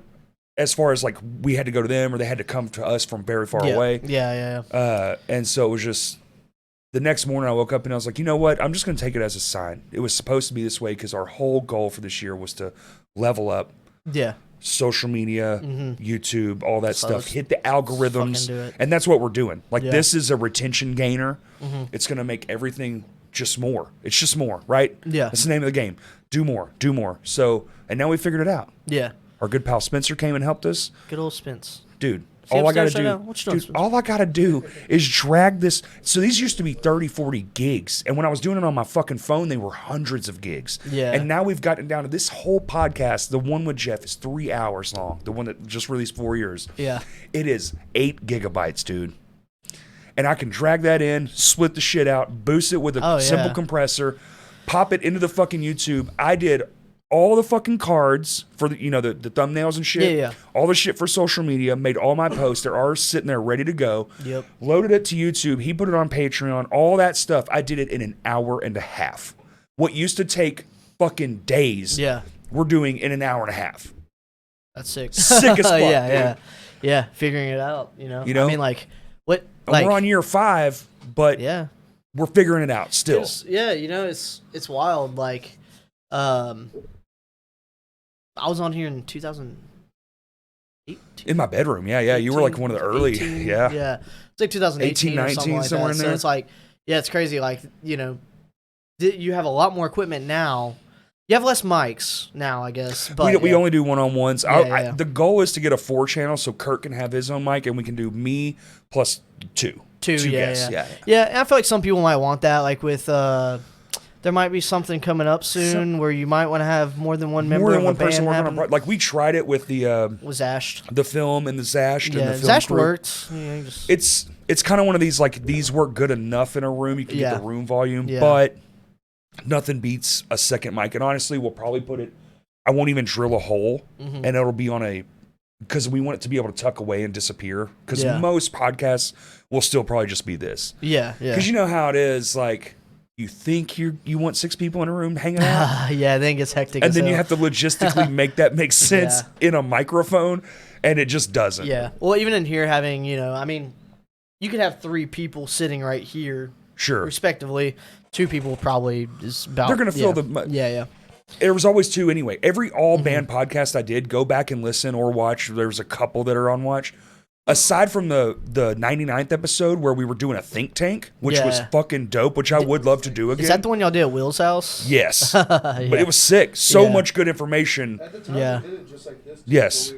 but we ran audio We separately. ran the audio separately, and we had an 8-channel interface that I borrowed, Hmm. so we were able to kind of like, Yeah, all the You know, levels differently and stuff like you know, that. it was able to be like, Yeah. oh, this guy's way too hot, or at one point for some reason, 2 people switched mics, like, so I had to go back and like readjust, but.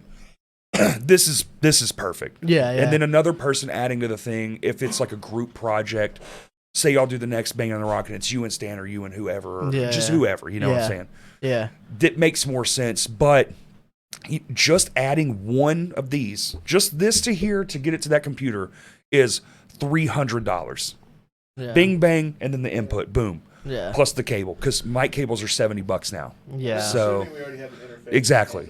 Right. Yeah. I'm taking that chunk of the interface. That's $100. That channel's $100. Yeah. Yeah. You know, yeah. a 4-channel is Yeah. going to cost you around $400 Well, I've been for a looking at decent like one. the is it i4i or whatever the little red one? Yeah, the Focus, Yeah. right? Yeah, I've been looking at one of those because like Like we have the 2i2 and it's great. I love it. Yeah, It's got good yeah. it's got good preamps and shit, but you 4i4 is what it is. 4i4, yeah. Tommy sent me like a Oh, yeah. fucking because like I was listening to like the Terminal Nation like LP demos with them on the way to New Orleans, and I was like, dude, this sounds so fucking good. Like Right? our demos, like it's just we know what's going on, you know, we understand. But like Tommy has it where it's like this, like they could probably release it if they wanted He's to. my neighbor and I like will go over there sometimes and Yeah. play just through the Sims he's got set up. He's like, what the fuck? I'm like, God. He has like the dang, dude. Gojira one. Oh, dude. Um, it's ridiculous. Yeah. He has a bunch of shit. And he sent me all stuff because with Morbid Visions, like I'll sit down, I'll write a riff and shit, and then send it to the group chat and be like, guitar players, Yes. here's the riff. Do something with Right. it. You know? So I want to be able to actually have it where I can put drums to and stuff, and then go, okay, guys, I actually have a song. Here you go. The only You thing know? about drums is it's still beat for beat. yeah, You have to go through every Yep. kick drums. Yeah. Say the song's in 4/4, and you have to do and Yeah. copy paste. Okay, that's Yeah. the verse. Yeah. It's a lot. I want an electronic drum set because I can play damn near anything I want on Can a you drum plug set. them straight into an interface and then Sure it works? can. It'll MIDI map it for itself. Sick. Yep. I need to do that. But I'm one of those guys. It's like I need the good one. I don't want to do it on Yeah, the yeah, yeah, $200 yeah. one. I can What's- make it work. Was it Roland that makes a good one? Yeah. Well, Yeah. Roland and Alesis or Okay. Aliasis or however the fuck you Yeah, say yeah, it. yeah. There's a couple, but Roland is the top dog. But Yeah, but yeah. there's a reason. That's because they patented everything. Yeah. You know those soft Like the mesh, mesh, they the feel yeah. real. Yeah. Like Alesis, they kind of feel real, but the Roland on the $5,000 one, you're like, this feels like a drum head. Yeah, yeah. But yeah. they patented all that I shit. really like the mesh. Yes. The mesh heads. Whenever it's just like a The rubber it's this feels Garage Yeah, band. it feels weird feels as fuck. correct. Yeah. And like yeah. Yeah, it's And weird. then like the cymbals, the Roland one is like it's They have- it's rubber, but they it's have like, actual stop though. You can do Can cymbal you? grabs. That's Oh cool. yeah, no, they're the they're shit. I'm the motherfucker that goes into Guitar Center, starts tearing up the electric kit. See, my perfect home setup would be real cymbals mic'd Mm. with fake drums.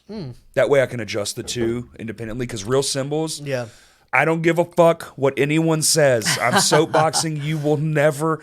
It's going to take a long time before fake cymbals Yeah, sound real. it doesn't get the same resonation and all that stuff. It's like, so yeah. different. I think maybe most people don't hear it, but Yeah. my God, it makes me insane Yeah. when I can hear it. So I was afraid to do a tour with Pine in like 2000, I don't know, fucking 15 or something. I have no idea. Their drummer, part of his kit was electric. Right. And he had cymbals, but then like another part of his kit was like electric. Yes. So I was like, okay, I guess he just Hybrid. he DI'd it pretty Yeah. much. It's like triggers, but the whole fucking kit. I get technically, I don't know shit about That's that kind of stuff. metal though. That's old school. Like remember D-drum, the triggers, the red triggers they would put Yeah, yeah. on the real Yeah, yeah. drums. Yeah, You're just bypassing all that. because that's those were like the original triggers. Yes. Correct? Yeah. Yeah. Yeah. Oh, when trigger drummers would come in, like sound checks would be so funny Yeah. because when you're Trying on to get stage, the heads are so tight. Yeah. Because they have to be able to Yep. hit the trigger at the right time, you know. resonate, So yeah. everything's just. Yeah. we recently, Delax's been trying to get Xiaomi to use triggers on his kick drum. On the kick drums, for like ever. And it's just like one of those things where in order to do that, you really have to like we went to Vino's and just like set everything up and we're like, okay, that's too clicky. Okay, that sounds a little. And not everybody has that you know. Not everyone's able to go and do that. To go into a Yeah. venue with a great PA system Yeah. and you know, or Yeah. a moderate PA system Yeah. even, and really Yeah. fine tune something. It could use a new upgrade now, probably. It's you know, it got reconed after the thing. Yeah. So that I was, think you know, I think now it's gone through enough of a beating that there could probably be some probably stuff. about that time to get I think the sub got re-upped. blown recently. The subs. I think so. It's One of them. definitely less than. Yeah, I can yeah. definitely tell the shakiness in the room. Yeah. Yeah. So it's getting to the point now, where I mean, Henry Lee and no one's gonna be listening to this. That it's getting to the point where it was like before the rebuild the stage and all that. It's getting like to that point. The where it's audio. like, shit needs to like be done again Yes. now. Like I think last time you and I were talking about the leaks that were in the roof on that podcast. Whenever I went back and listened to it, oh dude, it's worse now. Like it's Yes. leaking on the stage Yes. now. Yep. And I know. Stan had a show up there a few weeks ago or whatever, and I think Ted like texted the group because he was already up there, and he was like, "Oh, like the stage is actually leaking now." I was like, "That's fucking embarrassing." It's embarrassing. It was like leaking on. It started leaking onto like the touring band had like some stuff pushed Put it aside, up and it was against like the leaking wall, on their yeah. shit. And I was like, "Yo, that's fucking on that embarrassing." left side. Yes. Right. Maybe I didn't even go up there and Okay. look, but the over there on that one side where the leak has always been, that shit's fucking Niagara Falls now. Yes. Like, and there is an outlet there Yes, there is. Yeah. that is What's like wild too I'm is s- I'm it just needs to be retard, man. It's a flat roof. yeah. Well, Mark said he's gone up there and like fucking shovel tar around up Yeah, there, yeah. but like We pull it all back and Yeah. you repaper it, but you Yeah. have to liquefy, and it's kind of a bitch because you have to buy tar. Shit's $70 a gallon, and Yeah. you got to get a blowtorch. You Jesus. can't just, you know, you can, but you're going to spend all your time. Oh, so you need a smearing tar. flamethrower. You need a flamethrower. oh shit. Because it permeates, because it's liquidy. Yeah, okay. It doesn't just sit on top like Yeah. hard tar would. It's hard tar is fucking. I mean, it's petroleum jelly. You try to wash off petroleum jelly. Good luck. Yeah, good luck. Yeah. But you know, your hands are gonna be black for a week. yeah. Yeah. So Yeah. I told him that. I was like, look, man, you know, I know things. Yeah, I'm- yeah, You know, yeah. construction's my whole shit. And that's the thing. Like you just do it without telling anyone.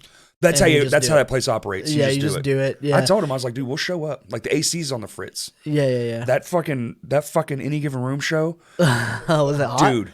Was it Hot Friday? It was Hot Friday. It was pretty miserable. Hot Friday. The huh? Yeah. humidity outside was Yeah. dumb. It was one of those ones where when you opened the door and it was 80 outside, it felt like the fucking air conditioner was on. It was so hot in that room. Gross. Between every band, we pop open all the side doors just to filter out the heat. Jesus. Yeah. I was at Sticky's and it felt nice down there. Well, you know, they have working air conditioning. Yeah, Pat. Pat plays with Unwed Sailor now. I saw that. Yeah, so Ty filled in on this tour. I for saw Unwed that too, Sailor. yeah. So I was like, I have to go. You know, like got baby Ty is like doing cool things. You know, so I was like, gotta go do that.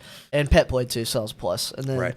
I was gonna try and hop over to Vino's. Then by the time that was over, it was like 11-ish or something. we And I were was probably like, done, Vino's yeah. is done as fuck already. So, but yeah, it was that show was cool though. I mean, Unwed Sailor, I know that dude's from Little Rock originally, that Jonathan guy. Yep. I think he lives in Tulsa now or something. But everyone in Arkansas, he has all of his people are Arkansas people. Right. Or whatever. So, but yeah, that was pretty cool. But yeah, I mean, Vino's, great place. Not talking shit. Vino's, love you. It just, you know, it's one of those, you have to just do it yourself, man. That's what we learned about the stage. You just have to do it yourself. Well, I think it's one of those things like people around like between mine and your age, basically in their 30s. 'Cause I'm 30, you're 39, so Right. that's the whole spectrum. Right. Is like people between my age and your age know Vino's through all the days that we've gotten to so far. Yes. You know, so it's one of those things where you know that It's a DIY venue from a guy who made Ish. a lot of money. yeah. It started out DIY as fuck. Yeah, you didn't yeah. always have it Oh, that yeah, way. like, You know, it was yeah. in For guys the who do early origin story. Mhm. You know, it really was what we want it to be, but it's Yeah. not that way anymore because it is a legitimate business at the end of the Right, day. yeah. So the back room kind of is just all to itself. Wayside, yeah. Yeah. Which that we were talking about physical stuff earlier. There's this kid named Jacob Clark. He's 20, I believe. He's been coming to shows. He has like long hair. He has a mustache. Okay. Really nice dude. Him and his girlfriend live in Sherwood, and he's been coming to a lot of shows. He hit me up the other day asking about Towncraft. Okay. And he was like, where can I find a physical copy of Towncraft? And I was like, dude, good luck. I was like, I have no idea. I even hit up like Marcus Lowe and like a bunch of people, and everyone was pretty much like, I don't know where you would, I don't know where you would get that. So I was like, so that's cool. Like someone 10 years younger than me wondering where Where's they can this find thing? it. Yeah. Because I mean, it has a lot of history of Vino's in that documentary, like Right. a ton of it. So like Fugazi playing there and shit like that. yeah. So it's cool. I mean, Chino Horde, like all those fucking bands. It's like some obscure thing that somebody might have in an attic somewhere from, a life that they don't even fucking talk about.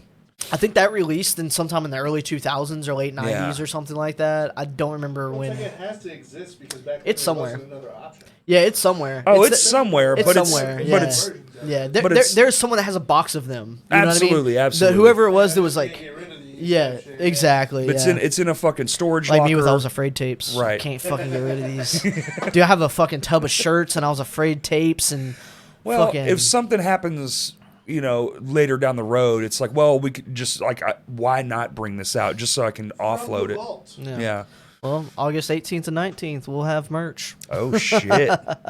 Yeah, we teased that the other day. Yeah, kind yeah, of. We didn't say, but we are Announcement on we are doing shows, but I cannot release the lineup. That's sick. Oh fuck. Lineups. Right. So one night I'll give this much. One night's gonna be at Vino's. One night's gonna be at Whitewater. Fuck yeah. So it'll be two different lineups. Most of the bands who know they're playing know that they're playing at this point, Right. so it's already done. The other bands we haven't sold yet, and they better fucking. yeah. It's gonna be cool, but yeah, Darby, we're talking about doing like this new record and shit, and we're in the process of sending demos to each other here and there. Whatever. Ty just did the Stressor stuff, so he's kind of Right. like, he was pretty busy doing that. Yep. But really, the way that the band works is Darby comes up with like a riff. And then Ty just puts the crazy Right. shit on top of it. Yeah. So me and Darby have sent a few riffs to each other. Like, what do you think of this? What do you think of that? Whatever. So we'll see. The thing is with Morbid Visions, like, I Was Afraid can't ever be a full thing. Like, it won't be a touring thing ever again. Right. We'll definitely play shows, but it's not gonna be, Oh, I get it. I think on I get Darby's podcast he said this band will never break up. We will die in this band. And God damn it, we're gonna live feel to it. So One show every 5 years, baby. yeah, something like that. I mean, who knows? It might facilitate itself to be something a little bit more. But Maybe that's who not knows? bad either. Yeah. I mean, there's plenty of bands that do that respectively in their own hometown. Oh yeah, for sure. Yeah, and it's I mean, we're all doing other shit. Like Pat's doing Unwed Sailor. Plus he's got Pet. Ty has Right. Stressor. He has Pet. I have Morbid Visions, and that's enough. That's enough. Like I mean, Y'all stay fucking cooking. yeah. So like, and like I said earlier, I've probably put us on, done more stuff for us than everyone would like for me to do. Just because like I'm a psychopath, and I'm like, yeah, we're just gonna do this as like a casual thing, and then the next thing I know, I've fucking booked a world tour. You're one of like the busiest bands in the state. Yeah. Like, I'm just just a like few- whatever, Yeah.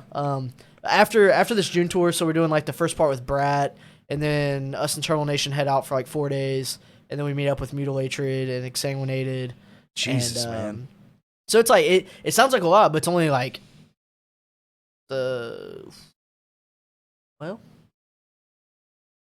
That's like 14 days. It's It's a weekend, and then we come home for 3 days, and Yeah. then we leave for a week and a half. okay. So like we Not too terrible. we just hit it with a bunch of different bands. So like that Friday through Sunday we do with Brat. We do Little Rock, Fayetteville, Springfield. Come home. Memorial Day's that Monday, so I'm gonna be off work chilling, and then I'll work Tuesday, Wednesday, and then we're gonna head to Chattanooga, starting on that Thursday, I guess, with Terminal. So let me run. Like, I like this part of the podcast where we talk about shit like this because I'm never not thinking about stuff like this. Like, what is better now? because you've been there. You've done all this stuff. You've done even more than myself, especially when it comes to touring. Yeah. I've only toured a handful of times, but it was always these overextended periods. We're fucking shooting ourselves in the fucking foot. Yeah, it was yeah, never yeah. worthwhile. Shit, You know? this sounds fun. Let's do it. Yeah, exactly. Like, oh, sure, we'll jump on this thing. And it was fun, don't get me wrong. Yeah. I only remember the fond moments, minus that one fucking piece of the last one. But, Right. but it's the modern day, is like you're doing it, but is it worth it? Like, is it worthwhile to truly go out for that long Yeah. at Yeah. all? Right. When you can. We're a unique state too, though, because so many states touch ours. Yeah, We have so yeah. much access to other, like people who live in the middle of Texas. You're fucked. Yeah. You're driving Getting out of 16 Texas hours is just tough. Yeah, Just from a band from Austin just to get here is eight hours. and alone. that's if you're lucky. Yeah. The traffic in Dallas, Yeah. and, or you go down and If you're around, from so it San takes Antonio, even good longer. luck.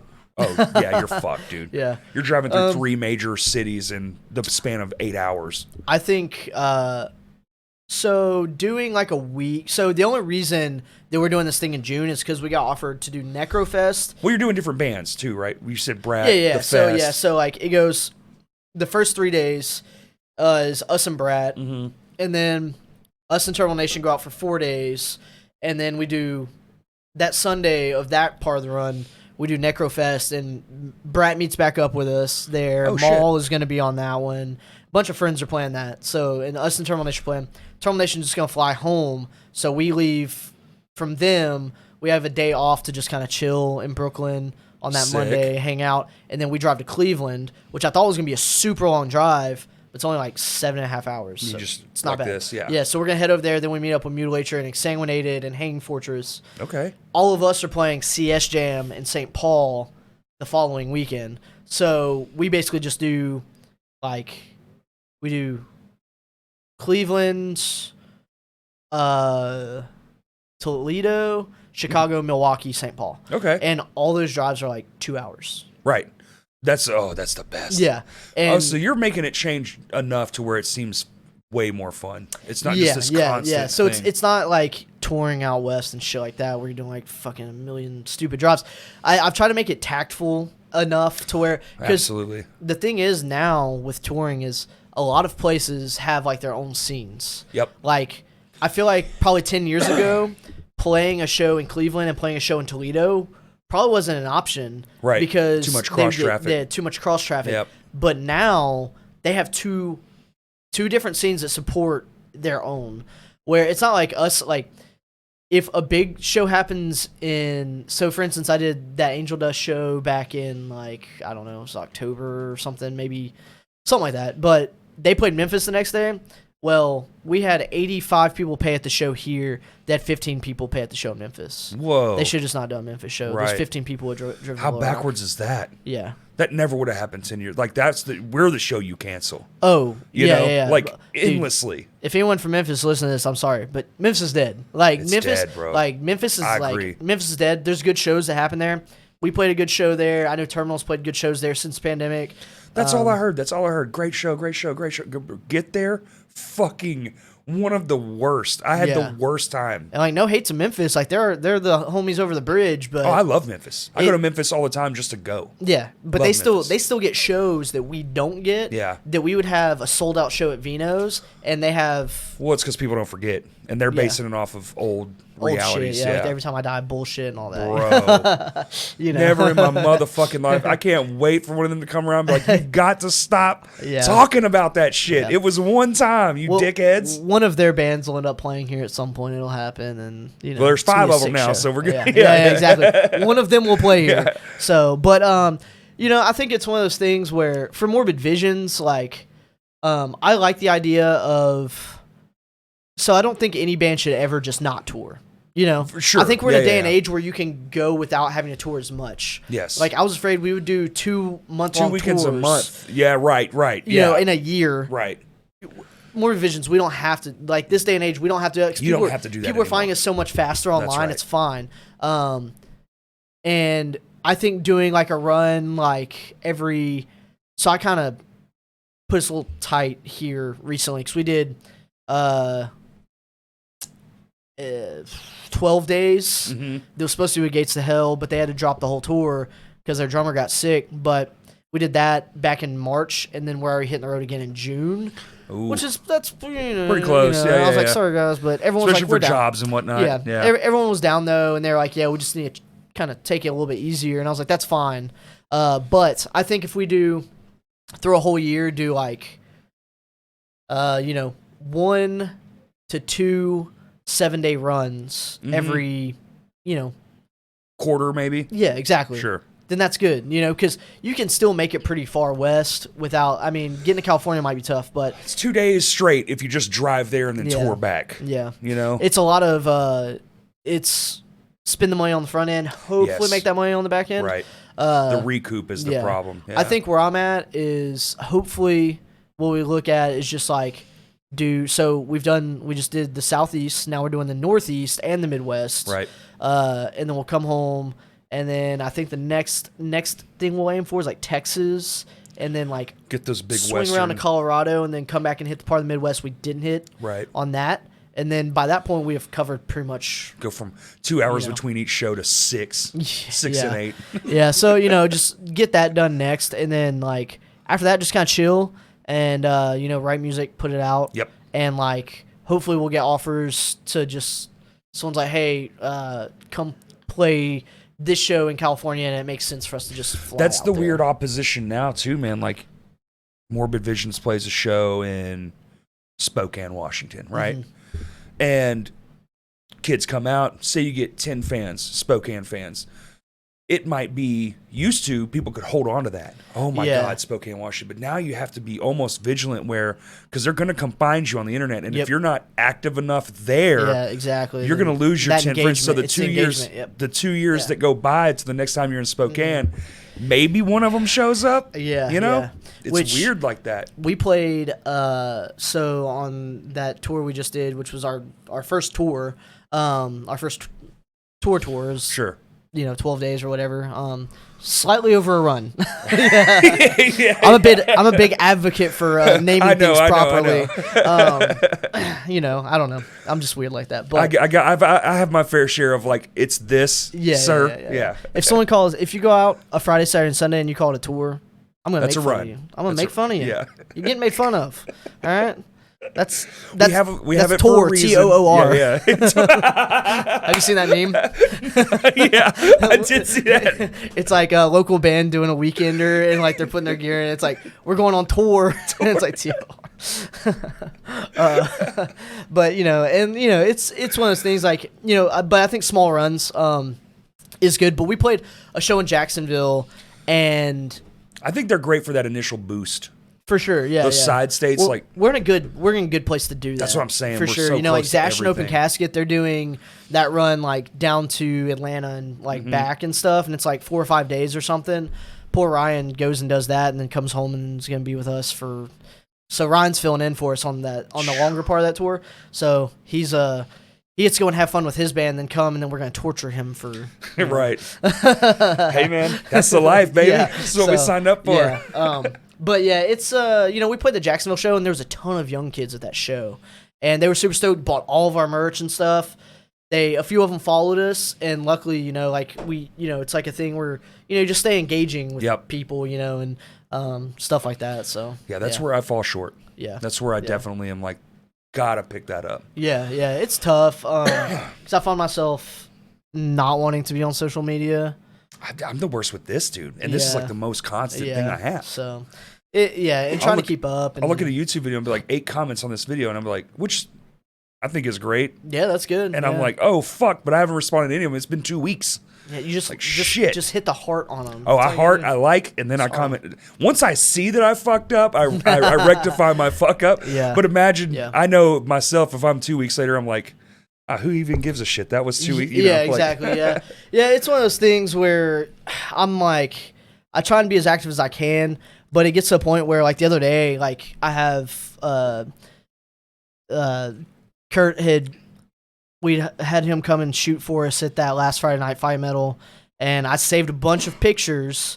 But the problem was I don't remember which ones I used and which ones I didn't use. So I was Love like, it. all right, I'm gonna make a post with one of the pictures we haven't used yet. And I'm like looking through, and I was like, I don't know which one we didn't use, so I'm just not gonna make this post anymore. Yeah. You know, kind of thing. You deter yourself. Yeah, so I was like, well, fuck. So, And all in the name of reusing a photo no one remembers you posted, right? Yeah, Isn't yeah. that weird? Well, and then like I hate the thing where you go to post something and then you're like, wait, did I post something similar to this? And then you exit out of everything. You go to your thing. You start looking through it, try to find the post that you thought you were thinking of.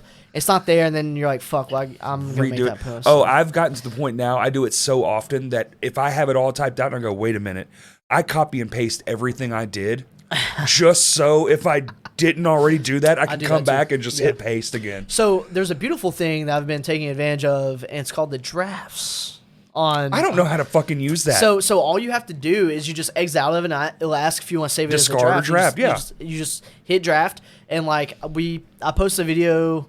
But where does it go, Evan? So where does it go? So when you go to like when you have like post, story, and all that stuff at the bottom, hit post, and then like right here will say like recents for Yes. your pictures. Yeah. Next to it will say drafts. It's right there. I didn't know either until recently. shit. And I was like, so I can make this because Instagram does not have the feature where you can schedule posts.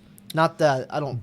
Online Business Suite does now. Oh really? If you go to the Meta Business Suite, but it doesn't You have to have do all it the through same Facebook, tools. though? You can choose one or the other now. But the stories sucks. You can't add any of the GIFs, any of the links. You can't Gotcha, do yeah, anything yeah. like that. Yeah. Mm-hmm. You can do it on Facebook's end, but you can't do it on Instagram's end. But you can publish schedule a post and it'll launch on both. That's how I do it now. So I would wake up and it'd be like, and I'm getting ready for work or whatever, and I'll be driving down the road and I'm like, it's 7:30. I'm like, oh my fucking God, the podcast is live. Like I haven't made Yeah, shit. And I'm fuck. sitting here in a car driving, trying Well, to fucking, I'm telling you now, you can just go and you can make a whole draft and just.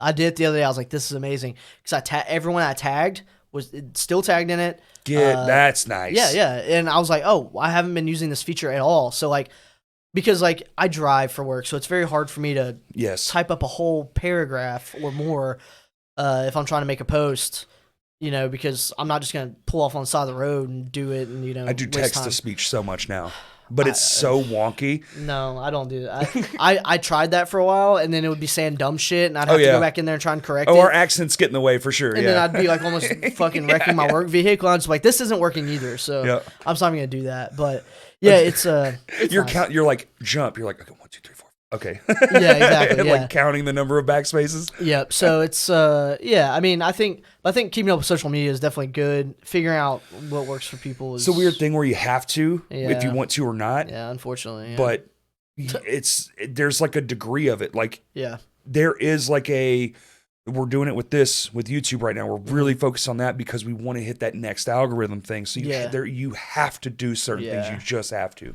yeah. Or you're not even playing the game at some point. It's Mhm. just gonna like not give a fuck. Like you see it, dude, even with some bigger bands where they're not posting a lot. And you would think like, wow, you would think this would get way more attention, but it's just not because they're not Yeah.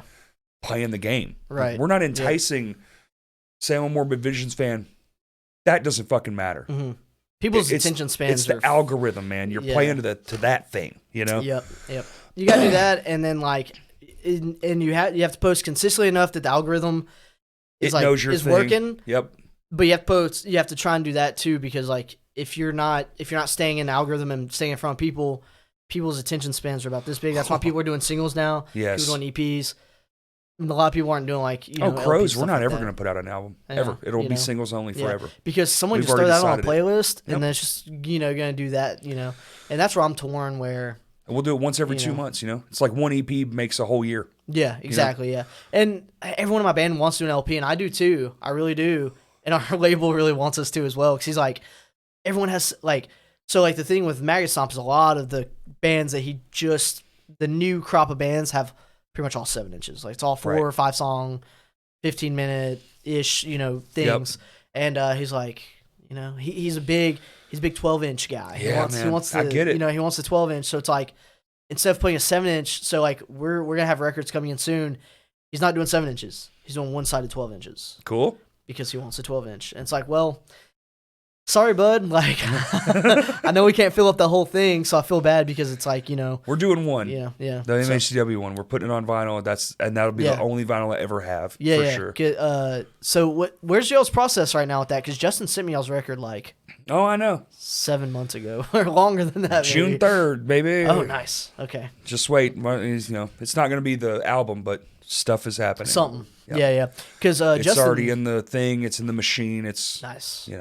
it's It's already the in things the is thing. happening. The things are Cool. happening. It's Yeah. fucking go time. Because Justin sent it to me. I listened to it. Right now, I'm telling you, y'all gonna like it if you like that shit. You know. If you're a fan, it's definitely for fans of that. Yeah. Like I remember I messaged him back and I was like, "Yo, it reminds me of this, this, and this." He's like, That's it. "Yes." We did it justice. Like what it Yeah. is, it's exactly what you think it should be, and it sounds exactly like you think it would. It's Yeah. all the things are proper. Yeah. We did it just like we set It out. sounds good. Oh. It sounds great. And I probably heard it. I'm assuming y'all might have done like a remix on it since I heard it or something. I bet. Yeah, I don't know that you had the mastered like we have the finished, polished. Yeah. It's so ridiculous. I don't remember what he said. He sent me it was the whole record.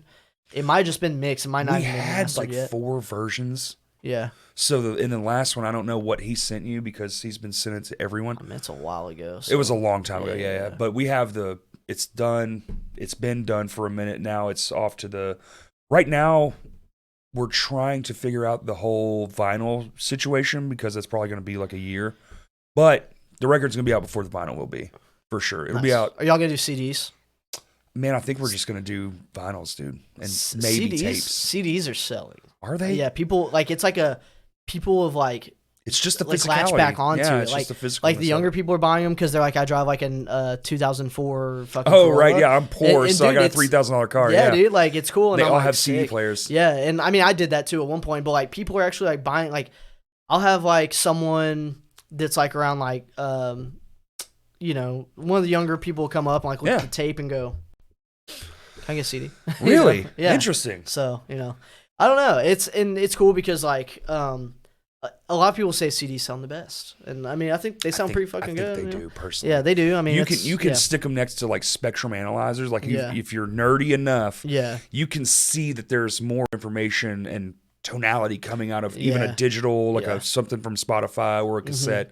I think it is the peak, but again, I think the abundance has made the peak. Most people don't give 2 shits. yeah, Like you know how now that says lossless quality under like the stream. yeah. If some bands put on like their Yeah. top master, Yep.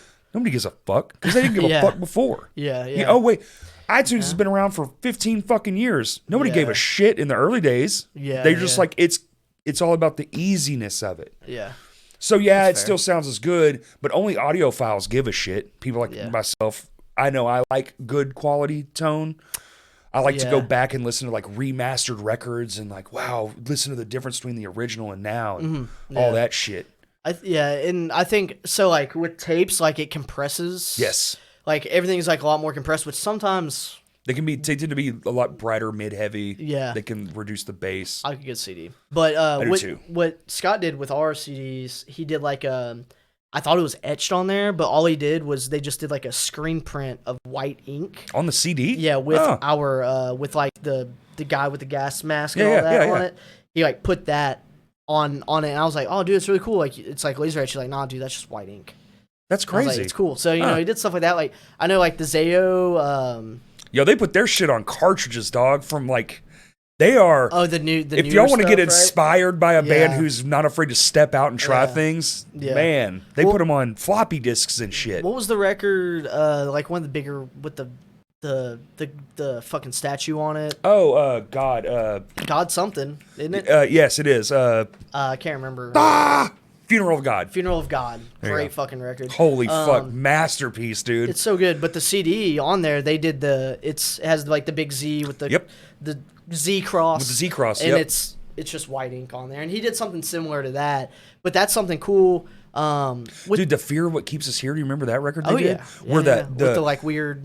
and the yeah. booklet was 2 sheets. One was see through, one was hard copy, and you had to push them down, and Oh, it would yeah. spell out all the lyrics and shit. Yeah. bro. I had that on CD. I have a bunch of Zayo CDs because like Zayo fucking rips. 5-year winner, kids. If you want to have your mind absolutely ripped to shreds, I have that record on tape. I have a Hell tape yeah. of that, Fuck and yeah. someone offered me like $100 for it, and I was like, "Nah, I'm good." That's for me, dog. Yeah. That's for me. No, I love that record.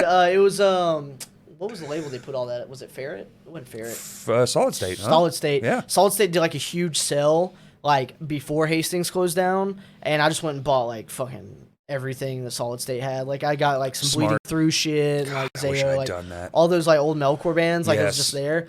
And at the time, I still have my 2006 Toyota Matrix. I just was just fucking slinging CDs in that bitch like it was no tomorrow. So I just had like fucking stack like this big of fucking mid 2000s metalcore. The fucking visor's full. Yeah, the fucking, straight the up. rim of I the had I light had is the, stuffed the full. booklet, I had the visor. I had like everything. I mean, dude, this sounds like, you know, this was like 15 years ago. No, this was like 7 years ago. This wasn't that long ago. Yeah, it We- was- Like the first we're- time I ever rode somewhere with Will Clark. yeah. I mean, dude, Yeah. that's what it was, man. Will's doing the brat dates with us. That's fun. That's sick, dude. Yeah. Y'all are gonna have so much fun. Yeah, he was like, Xiaomi can't do any of them. He's having children. Oh, shit. Yeah, he's Papa. yeah. There's an announcement for everyone. Yeah, and I hit up Crash Class exclusive. Yeah, I hit up Will because Ryan will be gone that weekend with Open Casket. So I was like, well, we need someone to do that weekend with us, and Will was like, I'm Will's down. your guy. Yeah, for so sure. He was like, I'm totally down. I think we're practicing with him like tomorrow. He understands the style and is one hell of a drummer. Mm-hmm. Yeah, and we'd drink root beer and shit, you know. Oh chill. yeah, baby. We smell a couple bush lights. Yeah. That motherfucker. What a beautiful soul, man. I'm going to use the bathroom real quick. Oh shit. Yep, I'm going to have to do it. And then we can do the last little bit of whatever we got to do. And I don't know. How long have we been going, Kurt? Right at 2 hours. 2 hours. That's solid. All right, I got to think for myself here. This is a first. That for me. I got my own camera. Oh shit, it's not even on me. I had to plug this one. Bathroom break. Oh, that's right. So we have to. Is it fixable? Oh shit. Okay. I didn't know if it worked like in real time. Yeah. There we are. So anyway, I was gonna.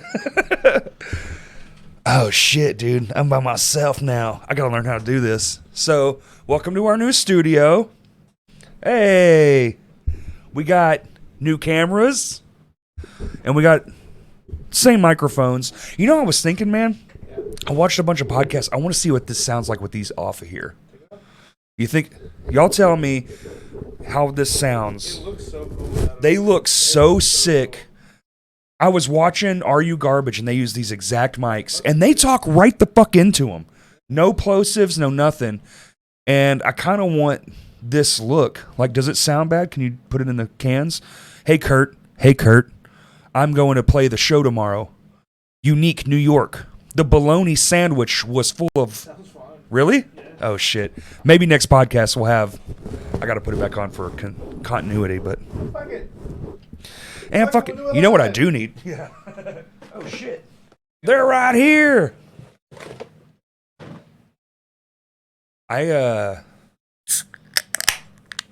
We're doing a show. When is it? Punks for Paws. Pull that up. Punks for Paws. 17th? Mac Louie, June 17th. It is a fundraiser show, so none of the bands are taking a cut. Kurt's taking a cut. None of us are. We're going to raise money. The last two have been absolutely phenomenal.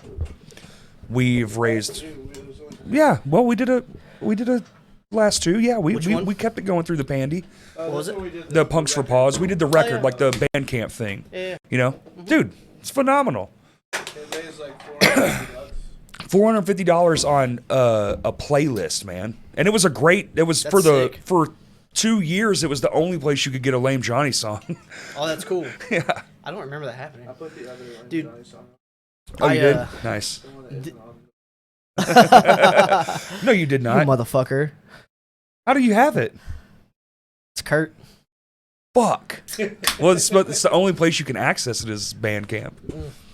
I guess that's fine because it'll still be on Bandcamp. That's fine. The mysterious band. So of well, Lame Johnny. Lame Johnny fucked around and accidentally wrote And found out. Well, we found out that we wrote a Norma Jean song. Oh yeah. Oops. Yeah, sometimes it'd be like that. It really does, man. And you know what Yeah. fucking sucks is it's a fucking good song, man. I Yeah. hate it. What song were y'all ripping It's called off? Mouth Breathers. What were y'all ripping off though? Oh, Originally? it's just Norma Jean. It's Just in general? Like just in Just- general. You listen to it, Just and you're the like, idea of Norma Jean. it's in drop G, and in the chorus, you you just hit the strings, blah, Yeah. and you tune it real time. We played it once live, and we would do it at practice, and you would tune to regular drop, and then the chorus is in just drop D, and then getting back down to drop G is the bridge. Oh. You're tuning down on a click, so it's like bow down 2 3 4 bow down Okay. 2, and you're doing it all by ear in real time. That's a lot. Did it that way on the record too. That sounds like it could potentially We did be it a once live. disaster. No, it's fucking awesome. All you need is a good monitor. If you don't have a good monitor, you have to kind of.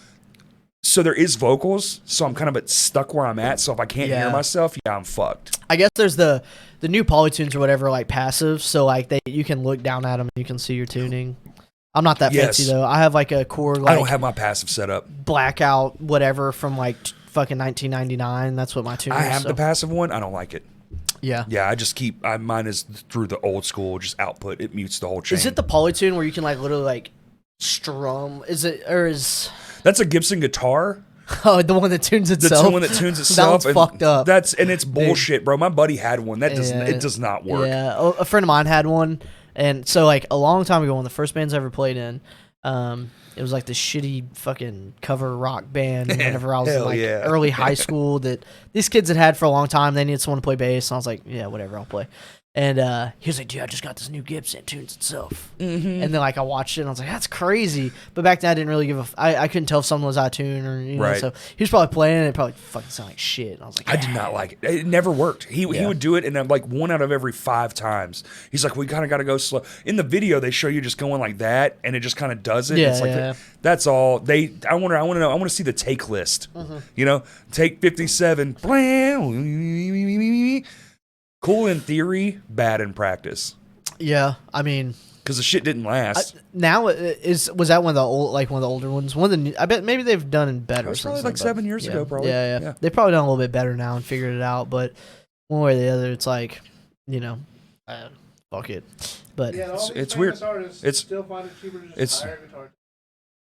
I mean, yeah, sometimes, I would love to be a guitar. Yeah. If y'all ever make it enough where you can pay people, holler at me, bro. yeah, I wish. I would love to tech a tour once just for the experience. I will say, because I've teched some shows and it's mad fun. yeah. I mean, like I kind of entered that world a little bit at one point, not like teching or anything, like doing merch and tour managing. Sure. And TM. it was just cool. You'd be a good TM, man, for sure. I like it, and I tried to pursue it for a bit of like being like, hey, reaching out to people and stuff. But it just, it didn't work as fast as I wanted it to. 'Cause you kind of have to build a little bit more of a resume than just Yeah. like, I didn't want to take That's any still like like really the one industry bad in this ones. world where word of mouth is truly everything. Yeah, They don't give a fuck about your TikToks.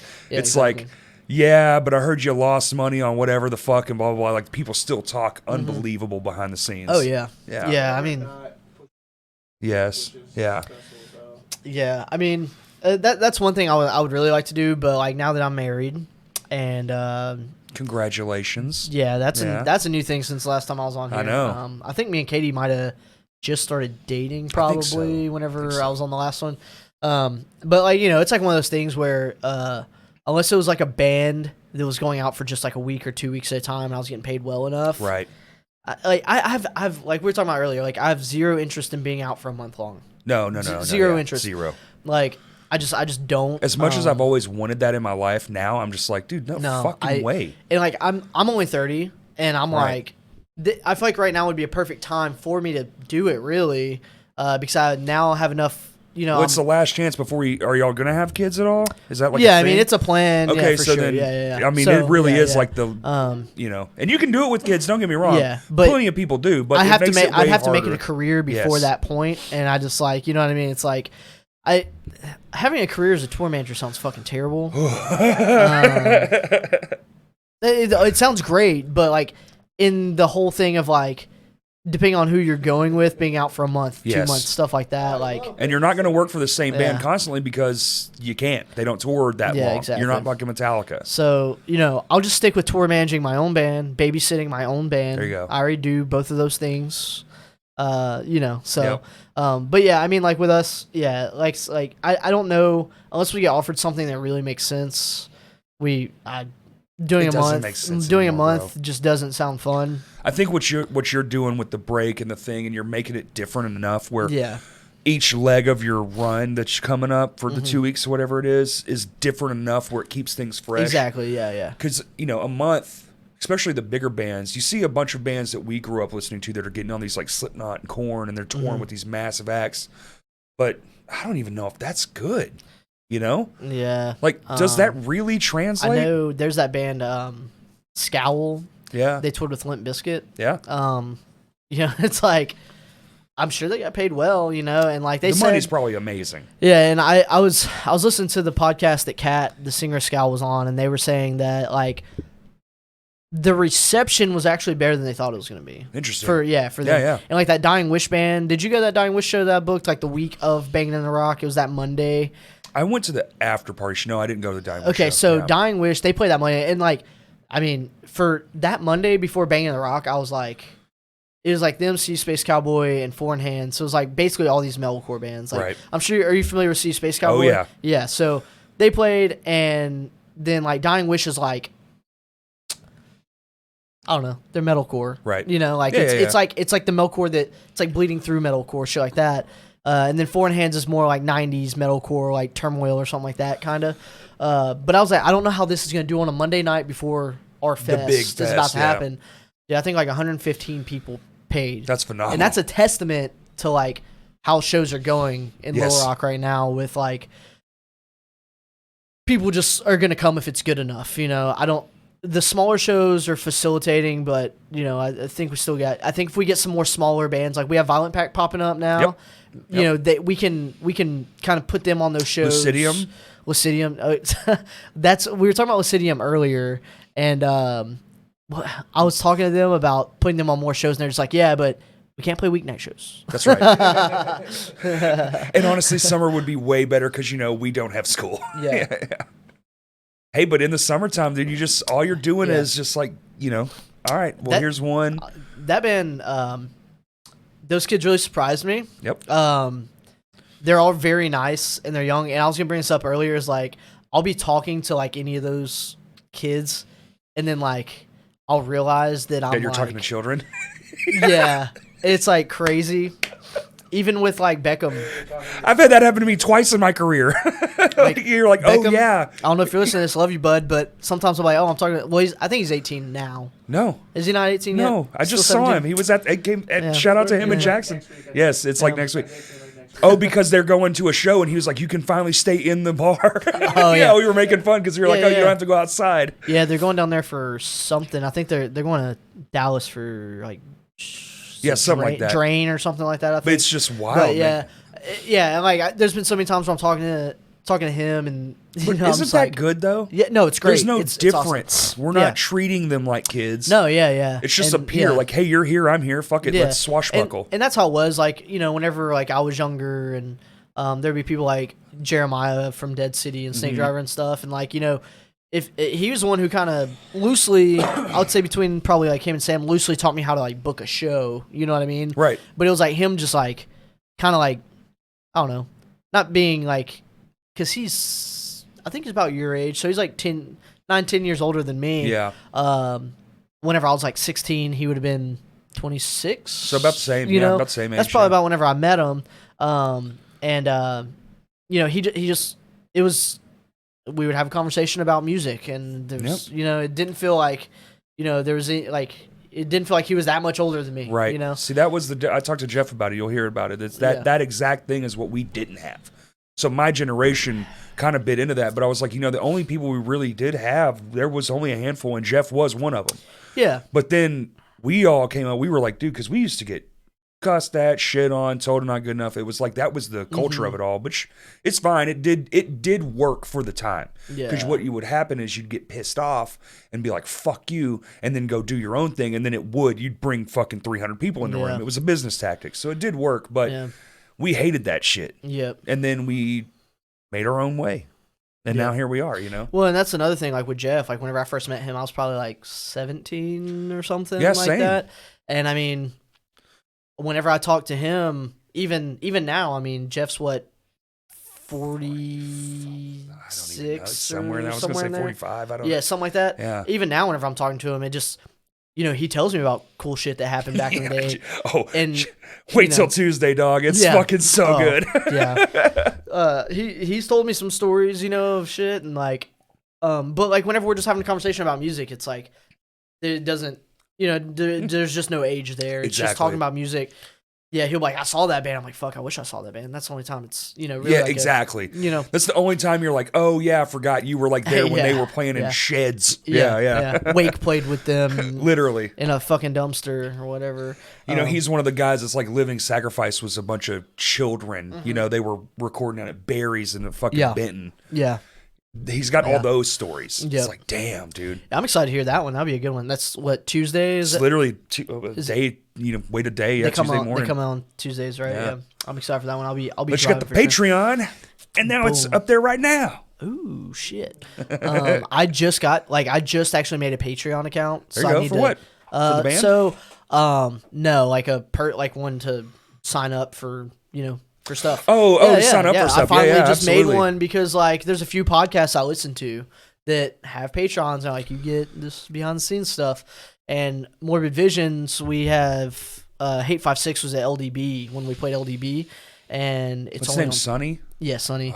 And so it's only on his Patreon. I was like, I'm just gonna I have like 3 I've been like, I need to pull the trigger and sign up for. It's yeah, like, yeah. 'cause- So yeah, I need to go and throw a couple bucks y'all's way for sure. I think $5 is the minimum. And $5. it's the same for everyone. So Yeah, really what yeah. we was like, and now that we have this figured out, Yep. shit's about to get way more involved Yeah. because before it was like, okay, I want to do this thing. Well, that's 20 hours of shit Yeah, that we have to go through. And I just don't have that kind of free time to.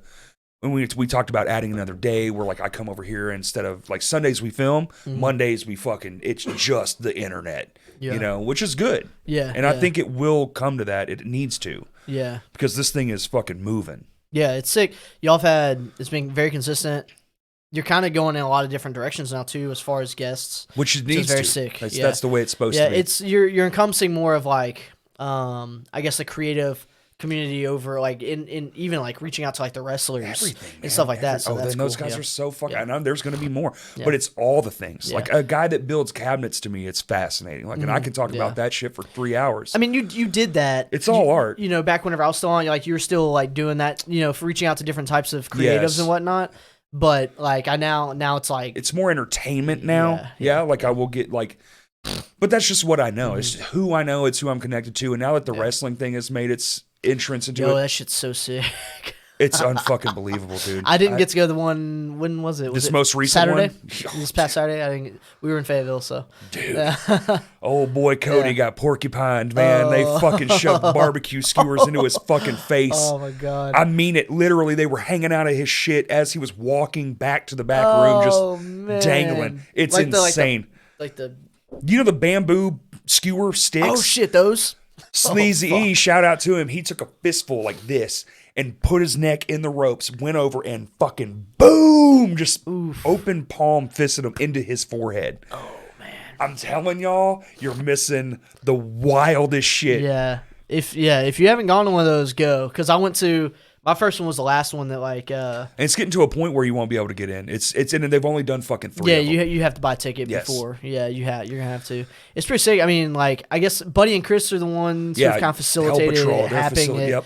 at Vino's. Like there's been a local wrestling community, but those two being the outliers that they are, right, yeah, and have a They- connection somewhere else. yes, and being Yeah. like and just operating in those channels for so long and everybody knowing who they were, Yep. it's a whole they took it and made it their own thing, and it's Yeah. exactly what it needed to be. And dude, like Mark and all them fucking love it. Like I think there was like It's unbelievable. yeah. Mark was like, we bought all this bush so that they could just crush it in That's the right. ring. Yeah. I was like, sick, y'all have bush? Let's go. And the idea is, so you have this group of wrestlers that have been doing this behind the scenes, like William Blackwell. Like you walk in, if you're lucky enough to get in there early, like I am myself, like it's one of the, it's kind of one of the perks. You can Yeah, kind of yeah. just walk in and see the behind the scenes stuff. Dude, he's in there for an hour doing stuff. Boom, boom. Like this guy is a consummate professional. Him, Yeah. and his guys, Cody, Yeah. Sleaze, all these people, they're in there doing the shit. It means something to them, Yeah. It's just like us Yep. at shows. Yeah. It's no different. And you watching the operation of it all, and you're like, my God. And they've been doing this, and now that they've got those two, and they're like, let us show you that side of the thing. Yeah. And they're seeing that plus they're all merging. It's so fucking cool. We're watching something new being created right in front of us. Yeah. Well, in real time. You know how they've been doing like the music like after or whatever? If they figure out a way to During. just like have the bands just set up in the ring afterward. Okay, that's insane. I wasn't going to go there. I was thinking intermission. Yeah, well, yeah, they do. Because people leave, and I don't blame them. It's a 3-hour event. Yeah, dude. yeah. 3 hours yeah. is the maximum amount of time. So the one before that, the Peach Blush played and that Surf Wax band played, I think. There was a shit ton of people there afterwards. There actually was. That was like fucking awesome. I will say that one was, but that wrestling event was shorter. Yeah. Two of those matches went way shorter. I know the one before that Sam had that death metal band Cadaverous played. Yes. Like it went a little bit longer and then like afterwards. But like what I was told was they didn't break the stage all the way down yet. So luckily it worked out in Cadaverous' favor that everyone had to like They were forced to funnel in, yeah. yes. So like it looked sick, you know. And that same thing happened this time for the Heels, which shout out the Heels there from Memphis. They did great. But dude, honestly, the event was so long and they only played to like 15 people. Yeah. And they still killed it. I was one of those 15 and they were fucking awesome. But I felt bad for them. I think a lot of it on the music side is it's kind of just an afterthought. It isn't. You know? It's not promoted as much But as the main it's event. all encompassing too. Yeah, It's like it'll catch on probably. it'll catch on. It will. Yeah. I think some people just don't even realize it's fucking happening. You know I what think you're mean? right. So, Yeah, it's like, not not promoted as a part of the event. It's just it's almost like you're playing out. You know how there's a play-in band on some bigger acts? It's like a play-out band. But I do think if they could figure out a way to do like the intermission thing or something, or like literally once it's just that rings in the middle of the fucking and they have I would do it if you gave me a 3-song intermission. You get 3 songs. Yeah. Go piss, go get beer, whatever it is. This band's gonna play, and I would be They got merch, go buy it. happy as fuck, dude, to just be able to do that. Yeah, it's just cause I was thinking about that. It's kind of weird because they have the stage set up for them to be coming out and stuff.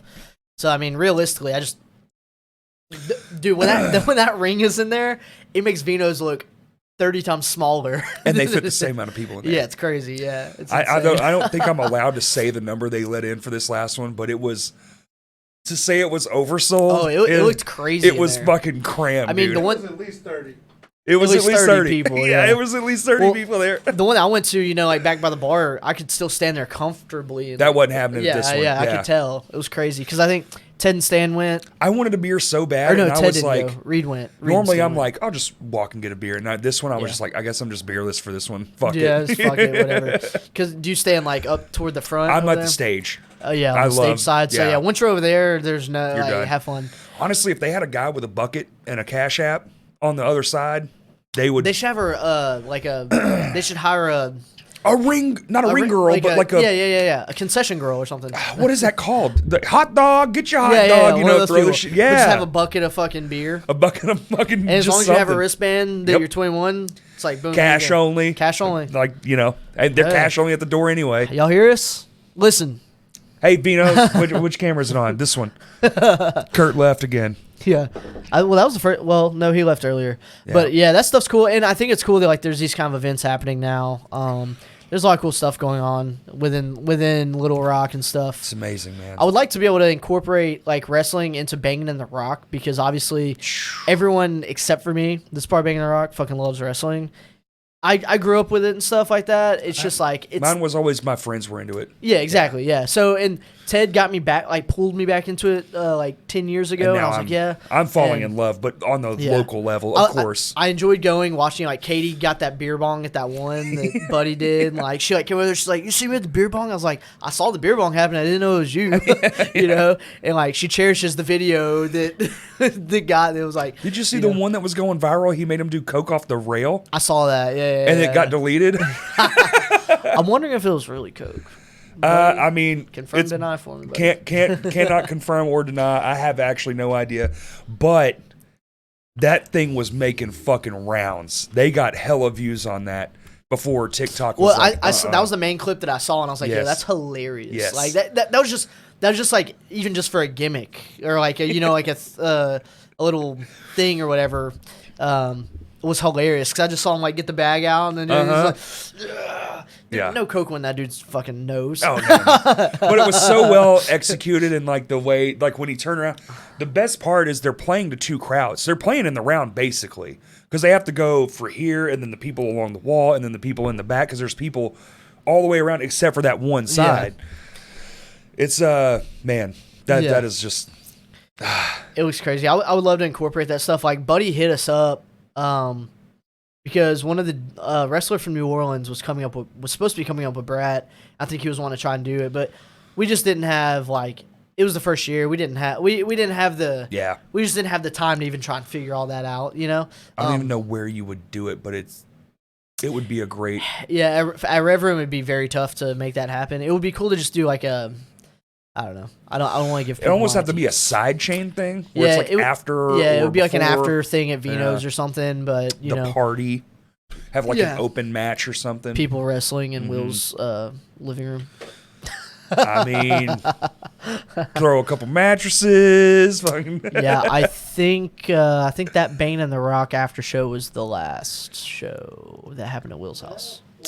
That was nuts. 2:00 in the morning. Dude, there was 100 fucking people in the room. So I was still at Rev Room, you know, getting everything together and stuff. I told Ted going ahead, you know, because he was playing. So I was like, go over there, get everything handled. Was unreal. And Stan texted me. He's like, dude, there's like 200 people here. It was I fucking was like, nuts. Yeah. Whoops. Yeah. Sorry. Literally, it didn't even start till 2 a.m. Yeah. People were gonna get too tired. Like, Well, they didn't give a fuck. It started. I think Peach Blush went on at like 12:30. Oh, okay. Maybe it ended at 2 a.m. It ended about. I just remember 2 2:30. a.m. and I was like, holy fuck. What am I have to doing go here? home. Yeah. Yeah. I showed up. He was outside, and I was like, after that, he was like, yeah. And I was like, Yeah. Like it's full. By the time I got there, Color Design had already played. Squint was about to play, and so a lot of people had already kind of gotten out. But like Stan was like, "I shit you not, there was 200 fucking people here." It was the fullest I've ever seen. He was like, there was people everywhere outside. Yes. There was people inside. People watched Peach Blush, watched Color Design. Quite a few people were there, still there for Squint, and it was sick. So like Squint was just like, I think I just texted down. I was like, yo, just grab a bucket and start taking donations, like whatever. I think I handed Squint $400. Get fucking out of here. Yeah. Wow. They were like, what the fuck? Yeah, I was like, all right, here you go. Because I told them, I was like, yo, like, because they hit me up. They're like, hey, we can't book a show literally anywhere in, like, we're not trying, they weren't trying to book a show in Arkansas, but they're like, we can't book a show in Oklahoma City, we can't book a show in Tulsa, we can't book a show in Springfield, we can't book a show in Memphis, because everyone's saying that they're probably going to be at Banging in the Rock. And I was like, oh, wow. okay, well, so that's our fault. Damn. Yeah, whoops. Sorry about that. Yeah, so I was like, he was like, is there anything you can do? I was like, well, dude, we're already full on the fest. I was like, we're doing a pre-show that Thursday. We've discussed doing an after show, but I was the one who was like hard no on an after show. Right. But then I was like, fuck it. I just like texted the group chat. I was like, Squint needs a show. Let's just do it. Let's just do it. And everyone was like, I don't give a fuck. We tried to convince you to do it, and you said no. And Yeah. Well, they need it now, so let's do it. And I think Stan gave me shit because I said I was hard no on the after show. No, you know, for when so you're thinking logistically. Yeah. Yeah. And so we did that, and it just like worked out. I told Squint though, I was like, listen, I don't know what we can offer y'all as far as money. I don't know how many people are going to show up to the after show. Well, it turns out a a majority all the money. of a majority of the crowd that went to Banging the Rock. Because I think so each night we had almost 300 people there each That's night. fucking crazy. And dude. if like close to 200 people showed up to Will's house Friday night, that means That's most people. that means like 70. Well, yeah, like 75, almost 75% of the people at Banging the Rock went to that Wow. show. Yeah, plus like some of the bands were there. Like Brat came. I think Maul was there. There's like Fuming Mouth was there. Like a ton of bands were there, like chilling too. So like it was just like insane. But that's like stuff. And we thought that. So the next day, honestly, I think we fucked up doing the after show on Friday night because a lot of people were so tired, visibly tired the next day. Saturday was. Yeah. Straight up. Like there's this dude that came down from The Wisconsin. after party's supposed to finish the thing. Yeah. So, and that was the thing that like we were kind of like we've been discussing stuff for next year, and we talked about the after show, and we were kind of like, man, it looks like everyone was pretty burnt the next day after that. But like we made a post like asking about it, and like a lot of people were like, no, the after show was fucking sick. Like, Oh, it was sick. Do it again.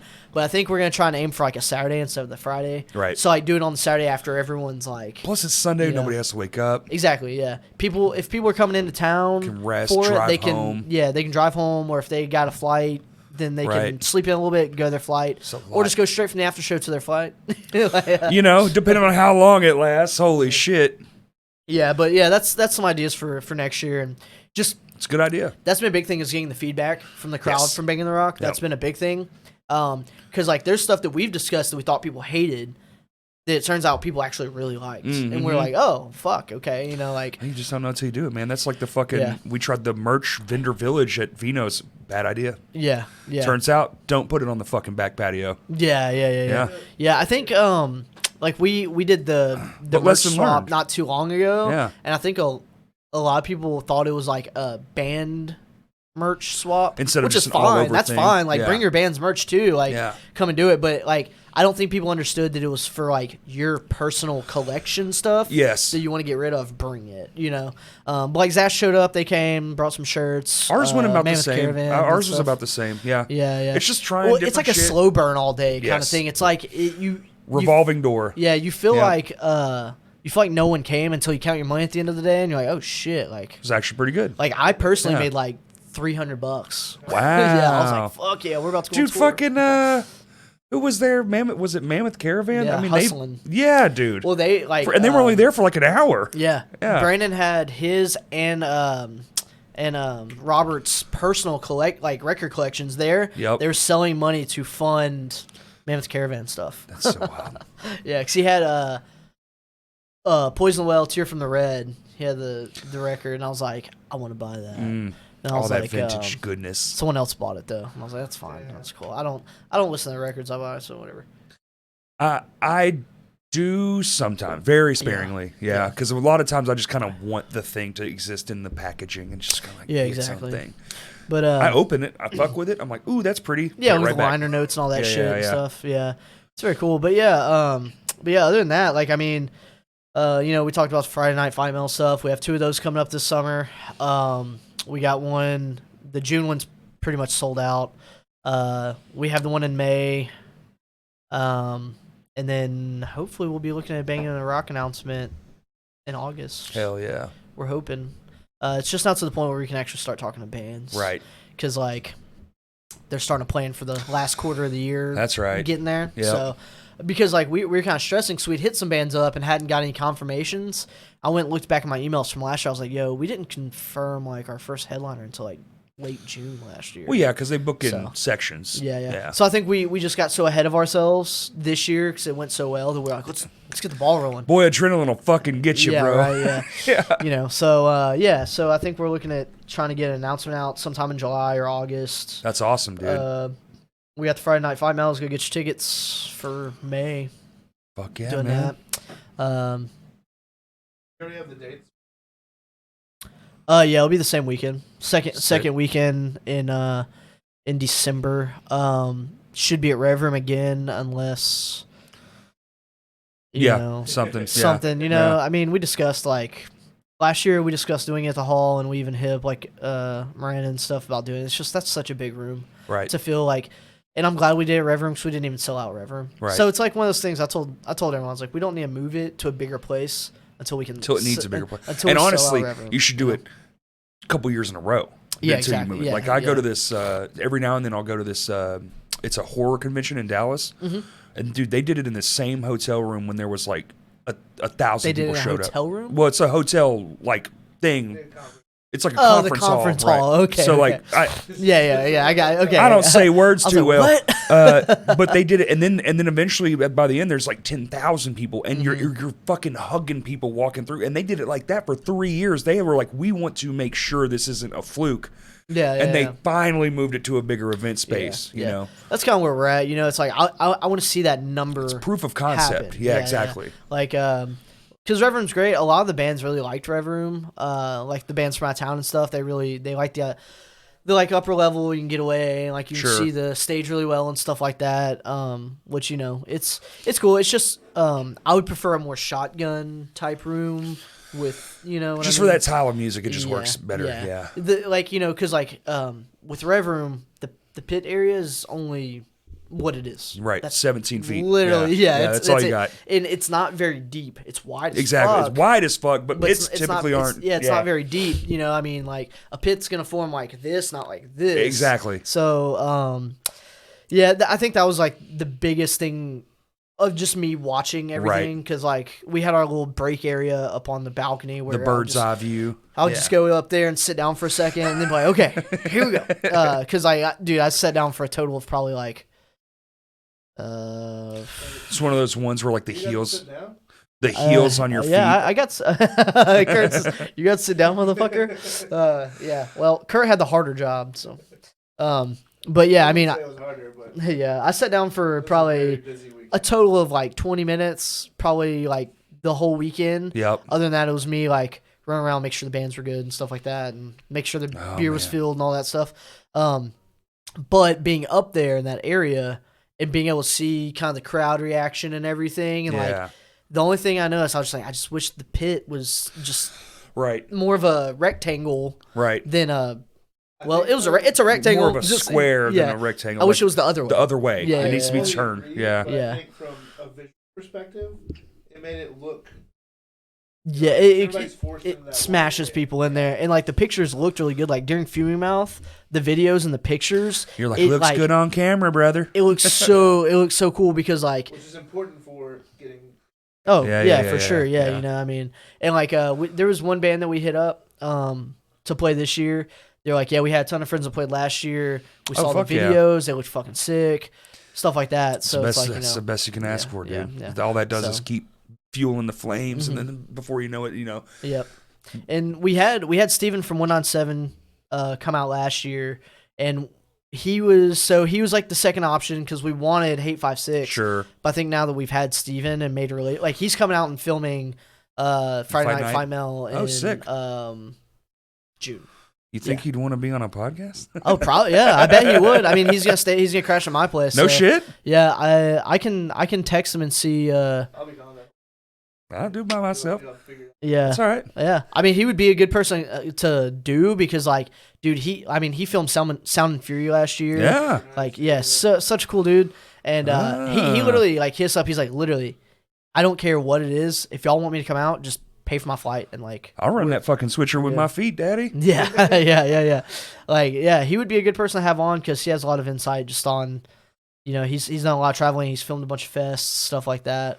That's So fucking he's really cool. awesome. But you know, I mean, him and Kurt, you know, kind of work together as far Yeah, as yeah, figuring yeah, out yeah. the stage and stuff like that, and not being in each other's way and all that. And he's just like, yo, what y'all are doing is fucking sick.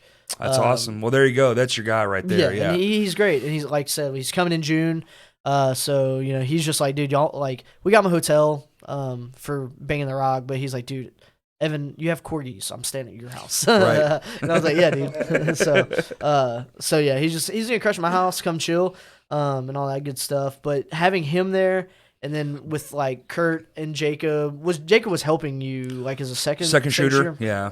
and you know, having both of them there, the pictures and also having video. Yep.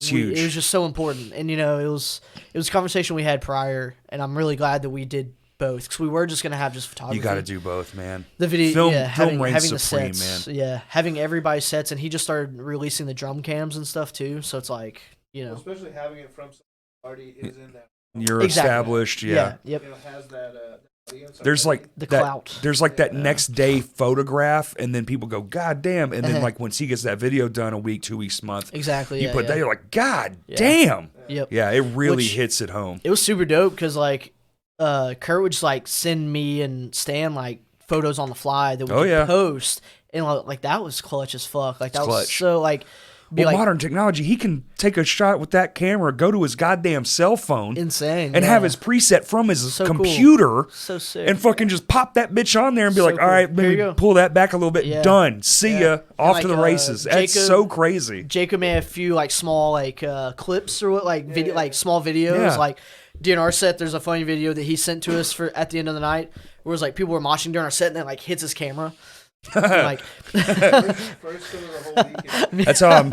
his shit got knocked out of his fucking hand. Kicks my camera out. Yeah, I was standing up on stage During open casket, yeah, I was standing up on stage, and then Kurt Scammer just comes flying toward me, and he just looks at me. He's like, That's how I lost my last one. Goddamn. yeah. But Well, it was a rainstorm, but still. But it was very cool, like just having that in real time, and I think it probably helped out a little bit in the sense of like maybe someone who wasn't gonna come. We Absolutely puts that it photo did, in there. for Like, oh sure. fuck, I'm Yeah, missing out. yeah. I'm gonna pay whatever the door price is, and I'm gonna come. You know, maybe know? if they, or, you know, I've definitely been that guy where I'm like, man, I just can't. The money, whatever it is. And then the second I see it, I'm like, FOMO, bitch. Yeah. All right, yeah. fuck it. Well, $80. And you know, like I think you had Stan on before Banging the Rock Before, even yeah. happened. So like, you know, with me being on post. Yeah, we kind of bookended it. Yeah, I didn't even think about that. Yeah. Interesting. It's one of those things where we're very like so many people locally bought pre-sales, Mhm. and that was like the coolest thing ever. Because But didn't people y'all get like quite a bit of out of state? We did, resale? we did, Like we I did, remember yes, y'all were posting yes, about it. I was yeah. like, God damn, yeah, dude. I mean, we had people that came from California. That's so crazy. We had people from Wisconsin. Like I'd have to go back and look at the ticket Taylor thing, but like yeah, there's people from all over. Like a dude, 2 people. So we did like those giveaways. Yeah. And 2 people from out of state won the giveaways. Perfect. Exactly. That's so good. And dude, I did it at random. randomizer, yeah, Randomizer. yeah. Yep. I did not like it wasn't. But that planned. works out so good. Yeah. And the dude Ian, who's from Wisconsin, he came. He kicked it was hard the whole Dude, that's so weekend. good. Wisconsin is that Yeah. seems further than California for some reason. It's just close so to it. Yeah, it's just so far yeah, away yeah. and out of mind. It's way the fuck up there in cheese country. But Yeah. yeah. He came down. He's like, every year y'all do this fest, I'm coming. Fuck, Like I'm dude, coming. that's Like, so big. He yeah, That's he's from amazing. Wisconsin. He came in. That's amazing. He went to Friday. He went Saturday. He got passes the whole weekend, and then his buddy that was with him originally was from here, so he had a free place to stay. So like, it was Damn. good to go. He came to the after show. Like Fuck yeah. he did it all. Like Damn, he was I just wish I'd have chilling. met him. Yeah, his name From was Ian. fucking cheese place. Yeah, he was super the fucking cheese place? from the cheese place. He was so super cool dude. And then this couple from they were from Michigan, I think. Okay. They won the other Right pair of fucking tickets. next door. Damn. Yeah, so they came down, you know, like so that was right there alone, like just like people winning from out of state and then showing up. Honestly, you might should just be eliminated from winning if you're in state. Like, no. Yeah. Like- And that was kind of the thing. Like, I was hoping that whenever it would land on someone, it wouldn't be someone from in-state. Right. Because I would love to give someone, you know, free tickets to come and do the thing. But people from out-of-state, like, it's like, if they're already following us, That's crazy. that's Just off crazy the enough bat. that they're like, yo, this fest looks cool. I'm going to follow Y'all it. generated enough interest that the lineup itself, people from all over were like, What, we're looking what the at fuck it. is yeah, going what's on over you here? know? And What's in Arkansas? Exactly. Yeah. Yeah. So it was cool. It's amazing. And I think just based off that, I got really stoked for being able to play next year and stuff like that.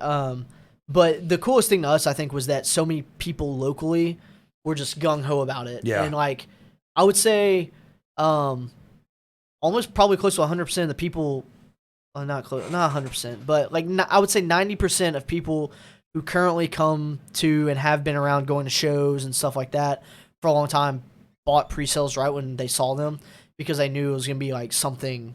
This is something that has never happened here on like for that type of music. You know what I mean? Oh, Like, yeah. There's mutants and stuff, but that's not what we were doing. We're doing No. like it's a different side of metal and stuff. You know, it's like, but yeah. I'm trying to think. I can't think of anything that would be. It would be like, you know, like the closest thing would be like Nutfest. You know, that's Oh, like, sure, that'd be sure, the sure, closest yeah. thing. You know, But that even was that was hardcore fucking years and stuff like ago. that, and that was Yeah. so long ago.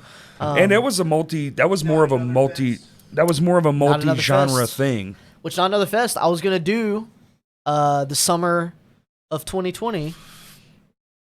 R.I.P. 2020. Man. I was afraid it was That gonna bitch do a died tour. hard. I was afraid it was gonna do a tour that spring break, that March. We were gonna Fuck. do a tour. Damn. Yeah.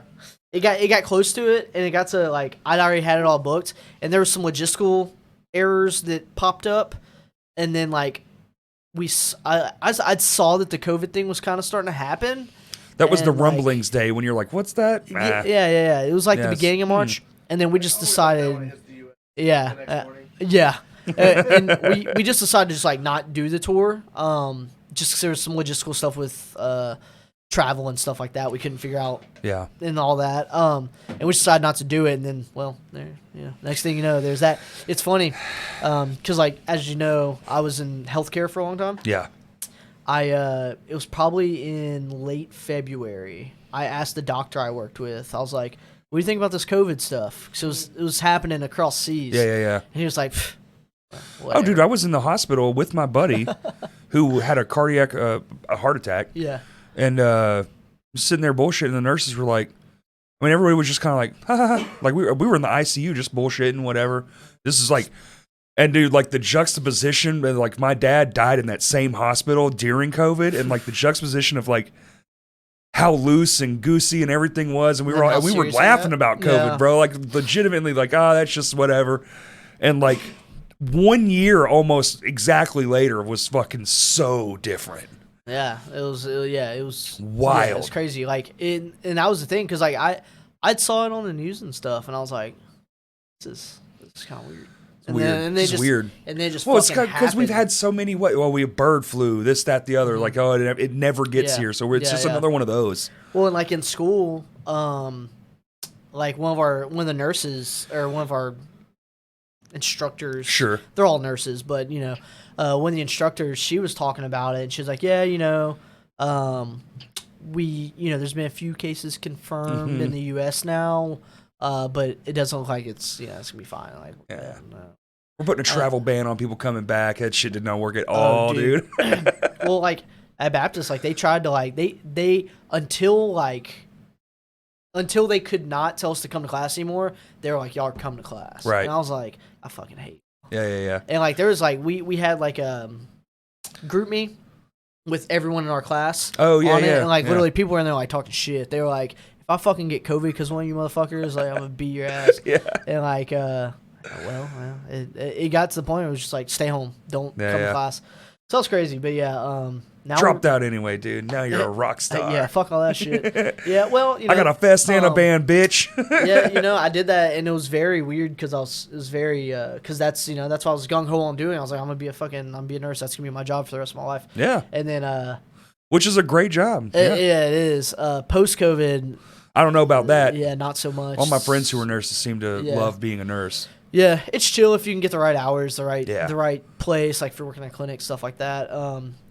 Like if I was gonna be an RN and work in GI, I'd have the easiest job in the fucking world. Right. But like, it's just one of those things. But yeah, so I just said fuck school, and Me too. yeah, said fuck that shit, and I found my current job. No, it wasn't immediately. I stayed at the hospital until like September or October of that year, and I worked for FedEx for like. All right. Were you just in the 3 back room months. slinging packages? No, I was fucking whipping. You're driving? Really? Yeah, Oh, shit. Yeah, I was whipping one of the not the biggest truck. But Yeah, the that little that medium dude. the medium one. Mhm. Yeah, I had like all North Little Rock and Sherwood and shit. And I was doing that, and I was like, yo, fuck this. And then I got the job I have now. There you And go. Job I have now is super You fucking just drive chill. around. It's the greatest. Yeah, so like I work in solar, and I just like whenever we sell a job, I just go and fly a drone and take pictures of people's attics. Yep. So it's chill. Sick. But yeah, it's and then luckily the band came out of it, so we're doing that. I think Banging the Rock probably was conceived somehow via COVID in some way of just a bunch of people bullshitting, man. Yeah, That's all we had yeah, to do. Yeah. yeah. Idea So- City. I think COVID ramping up the amount of people coming back to shows is what gave us the Right. the green light to be like, let's fucking try. I mean, it this was out. already on its way up Yeah. prior. It here. was. Everybody Yeah. was working in tandem. I remember we were all. Yeah. Remember those late nights out at fucking Williams yard. Everyone yeah. just sitting in a circle. Oh Yeah. man, this, that, and everything's Yeah. doing good. And then it Yeah. all got shut down, and it was like. Then everybody's fear was, damn, all that momentum was it. Yeah, what's gonna happen? What's going to happen because we were doing so good, Yeah. and then it just fucking powder kegged. Yeah, Boom! It's been sick. Not every show has been amazing, but the smallest show now is better than Yo, the biggest show Yo. then. that's right. So that's sick. It's a whole new era, dude. It's cool. It's great. I love it. Hopefully it keeps going. Hopefully the young people It will. bring younger people That's how you know there, it's gonna be Yeah. all right. So it's cool. Like Every face is new. Well, I have a lot of hope in like the Zash dudes and even that Lucidian band. Like they. Yeah, I don't think they realize how important they are. Yeah. Yeah. Yeah. If you're listening to this, sorry to hate to break it to you, but you're got the some most weight to important carry. band in the last decade. yeah. So because even Morbid Vision's Terminal Nation, Second Life, like all like y'all's bands, like we're all. The youngest person in my band is 28, I think. We're all in our 30s. Exactly. Every one of us. So it's like, we're just doing this to do it. At this Middle point, to upper. Yep. Everyone in Second Life, they're making good strides. Y'all are making good strides. Yeah. It's still working, but y'all are more, leaving and stuff. Like there's that Yeah. new crop of like internal bands. Yeah. Well, I think a lot of it is like there's like, especially with me being in bands for so long, I now know what my goal is. And Yeah. I know how to reach it a little bit quicker. Absolutely.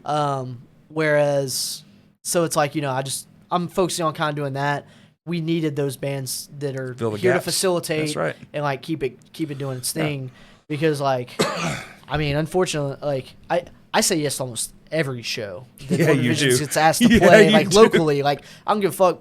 I'll ask people to play a show, and they're like, "No, we have a show 2 weeks before this." And I'm like, That's "Oh, okay." us. And then someone Yeah. hits me up, and I'm like, "We have a show 2 days before. Hey Stan, we're gonna play this show too. Is that cool?" And On he's my just end, like, so we're like, well, we played last month, so probably not. yeah, I mean, We're like once a quarter. and like that's fine. Like if that's how it needs to be. But that's how it works is. for us. Yeah, exactly. exactly. So and that's something that's cool. But But like it takes all those types, for right? me, I'm just like fuck it. You need a Yeah. band like, and I don't say yes to every show, but if it makes sense, then we'll It's a do lot. It. Yeah, we'll do it. You know what I mean? So. There's a fine line between we're still having fun and enjoying Yes. ourselves, and this is just And just, Well, you're just and burning yourself yeah, out. Yeah. So Well, the second it stops not being fun, you better check yourself Exactly. because Yeah, it's going to yeah, become you're going Yeah. to die soon. So Yeah. and like that's the thing, like band. with like our label and stuff like that. Like, so notoriously, a lot of bands have been on the label we're currently on have jumped shipping onto like Century Media. They've Sure. gotten sniped off the label. Yep. And Oh, label sniping's a huge. Oh yeah. Yeah. Well, because what Scott does is he takes these bands that he listens to and he's like, "Yo, this band's sick," and then he puts money into them, into like records and stuff Mm-hmm. like that, and then like he already has his kind of fan base, so he elevates them, and then they start touring and stuff like that and get popular. And Century Media is like, "Oh, I see what you're doing. You're about to put out another record. Well, I'm gonna take. Right. We're gonna take you." He's just like a weird A&R rep for that. Pretty much. Yeah. And it's very strange. Because he's not making the paycheck. It's like, yeah, come on, yeah. man. Well, he makes jokes about it all the time. I'm sure, like on Twitter I'm and sure. stuff. And he's like, Century Media owes me a lot of money. Yeah, they do. So there's a lot of other lore that goes into that I'm not gonna really get into. But that label sniping shit is a real thing. it man. is, and he was like me and Dave from Sense to Die, which is another so there's a lot of bands on Maggot Stomp, but there's like a good amount of them that aren't super active. Like they don't Sure. tour a lot. They just Yeah. they'll just put out a record every now and again. It is what it is. So there's like probably like 7 or 8 bands that are like fairly active, you Right. know, and like one of us being in that group, and Sense to Die is one of the other ones that does stuff as much as they can. And me and Dave were at LDB. We're talking to Scott. It was the first time I ever met Scott. We're just hanging out, shooting the shit, and we were like talking about that stuff and all the drama behind it. And he was like, "Yeah, I mean, like, he's like, next year there's gonna be 2 different guys standing in front of me. Y'all are gonna be on Century Media." And I was like, dude, if you think we could put out another record that is good enough to go on Century Media, then you fooled yourself. So, Got news for you, pal. I'm not that good. got news for you, pal. You're as big as I thought I'd ever go. So, but- It's called content. yeah. Yeah. So yeah, and Maggot Stomp's great. Like it was a thing where. Or it could be worse where like your label gets bought out, dude. Then you're forced to be on some shit you don't want to be. Yeah, that is true. Like back in the day, like I know that happened a lot. Oh, dude, Like, Maylene. I know Sony's like bought out like a lot of shit and like Oh, dude, Universal. Universal, They bought yeah, they've all bought- of the old back solid state logs. Yeah. And fuck, like Emery, I can think of one, dude. They were going to put out, they re-recorded I'm Only a Man because if you re-record it, you own those masters. So they only own the masters you made under their label. You can re-record whatever the fuck you want. Yeah. That's what's her name is doing from Sony. Is it Kesha? She's going through and like redoing all of her. Kesha is. Yeah, Kesha. So she can have all her masters back because she got so fucked by that Yeah. label. Oh yeah. But they were going to put out I'm Only a Man. Dude, literally Universal went, cool, well, we have your biggest album, and we're going to release it on vinyl the same week. and they got completely bogarted. Same shit happened to Maylene. I remember Dallas came to downtown, and he was like, because I was in Alabama while they were recording it, and I remember I was talking to their photographer, and he was like, he is so fucking mad right now because Ferret got bought. They got sold out, and they came in and said, you can't make this record. You have to make the record we want because we own it. And he came here a year later, and he was like, they can make us record it however they want. They can't make us play it however they want. And that, dude, I'm telling you, the original versions of those from 4 are so fucking sick. It was like true to form, like the original what you wanted out of that band. Yeah. Like, fuck, dude, they got fucked was so last time they hard. even played here? Juanita's? Oh, well, he almost died. Yeah. That was no, it was probably that show because we played that show. That was at Downtown Music. Oh, when that was the last time they came. Yeah. So I was thinking Juanita's whenever they came with like Gwen Stacy or something. That would have been old Juanita's. Yeah, that on it was Main old, Street. It was old, yeah, This was after that. Okay, Yeah. Yeah, it wasn't the other Juanita's that was really fucking weird. That's just sad. Yeah. The stage was like this tall. I was like, what the fuck's going on? This tall and covered in white carpet. Weird shit. Yeah. But yeah, it's like one of those things. I don't know, like with Maggot Stomp. I don't know if he'd ever sell that label for anything. Who knows? I'll say that now. I mean, the right number. Everything's for sale, the man. right number, everything's for sale. That's true. But yeah, he's been super chill. But he's just kind of gotten screwed a lot by bands and shit. So yeah. So like to the point where I won't say like band name stuff, but like there's been bands who left Maggot Stomp, went to another label, right, and then that didn't label do so good. that label took everything that was put out on Maggot Stomp and was like, this is ours now. Oh, fuck. Oh, yeah. Poached everything. Fuck because that. there wasn't a contract signed, so. Yo, fuck those people, man. Yeah. That's like one of those things where it's like they're friends with him, it's like, like. Money, dude. Business is a real bitch. I mean, it's crazy, but there's a lot of stories there. But yeah, shit, where are we at on time? We're done, dude. Yeah. Plug your shit. Let's get out of here. Yep. So the dishes are done, homie. Dishes are done. Yeah. So yeah, Morbid Visions. We're about to do a like week and a half kind of East Coast run with Brat, Terminal Nation, Mutilatred, Exsanguinated, Hanging Fortress. Fuck yeah. It's basically all the way to Boston. From here all the way up to Boston, and then all the way to Minneapolis. So I don't know if you're listening to this and somewhere in between those places. Figure it the fuck out. Yeah, check out. Banging the Rock. Check out Friday Night Fight Metals. We have 2 of them coming up. Grab tickets to the one in June.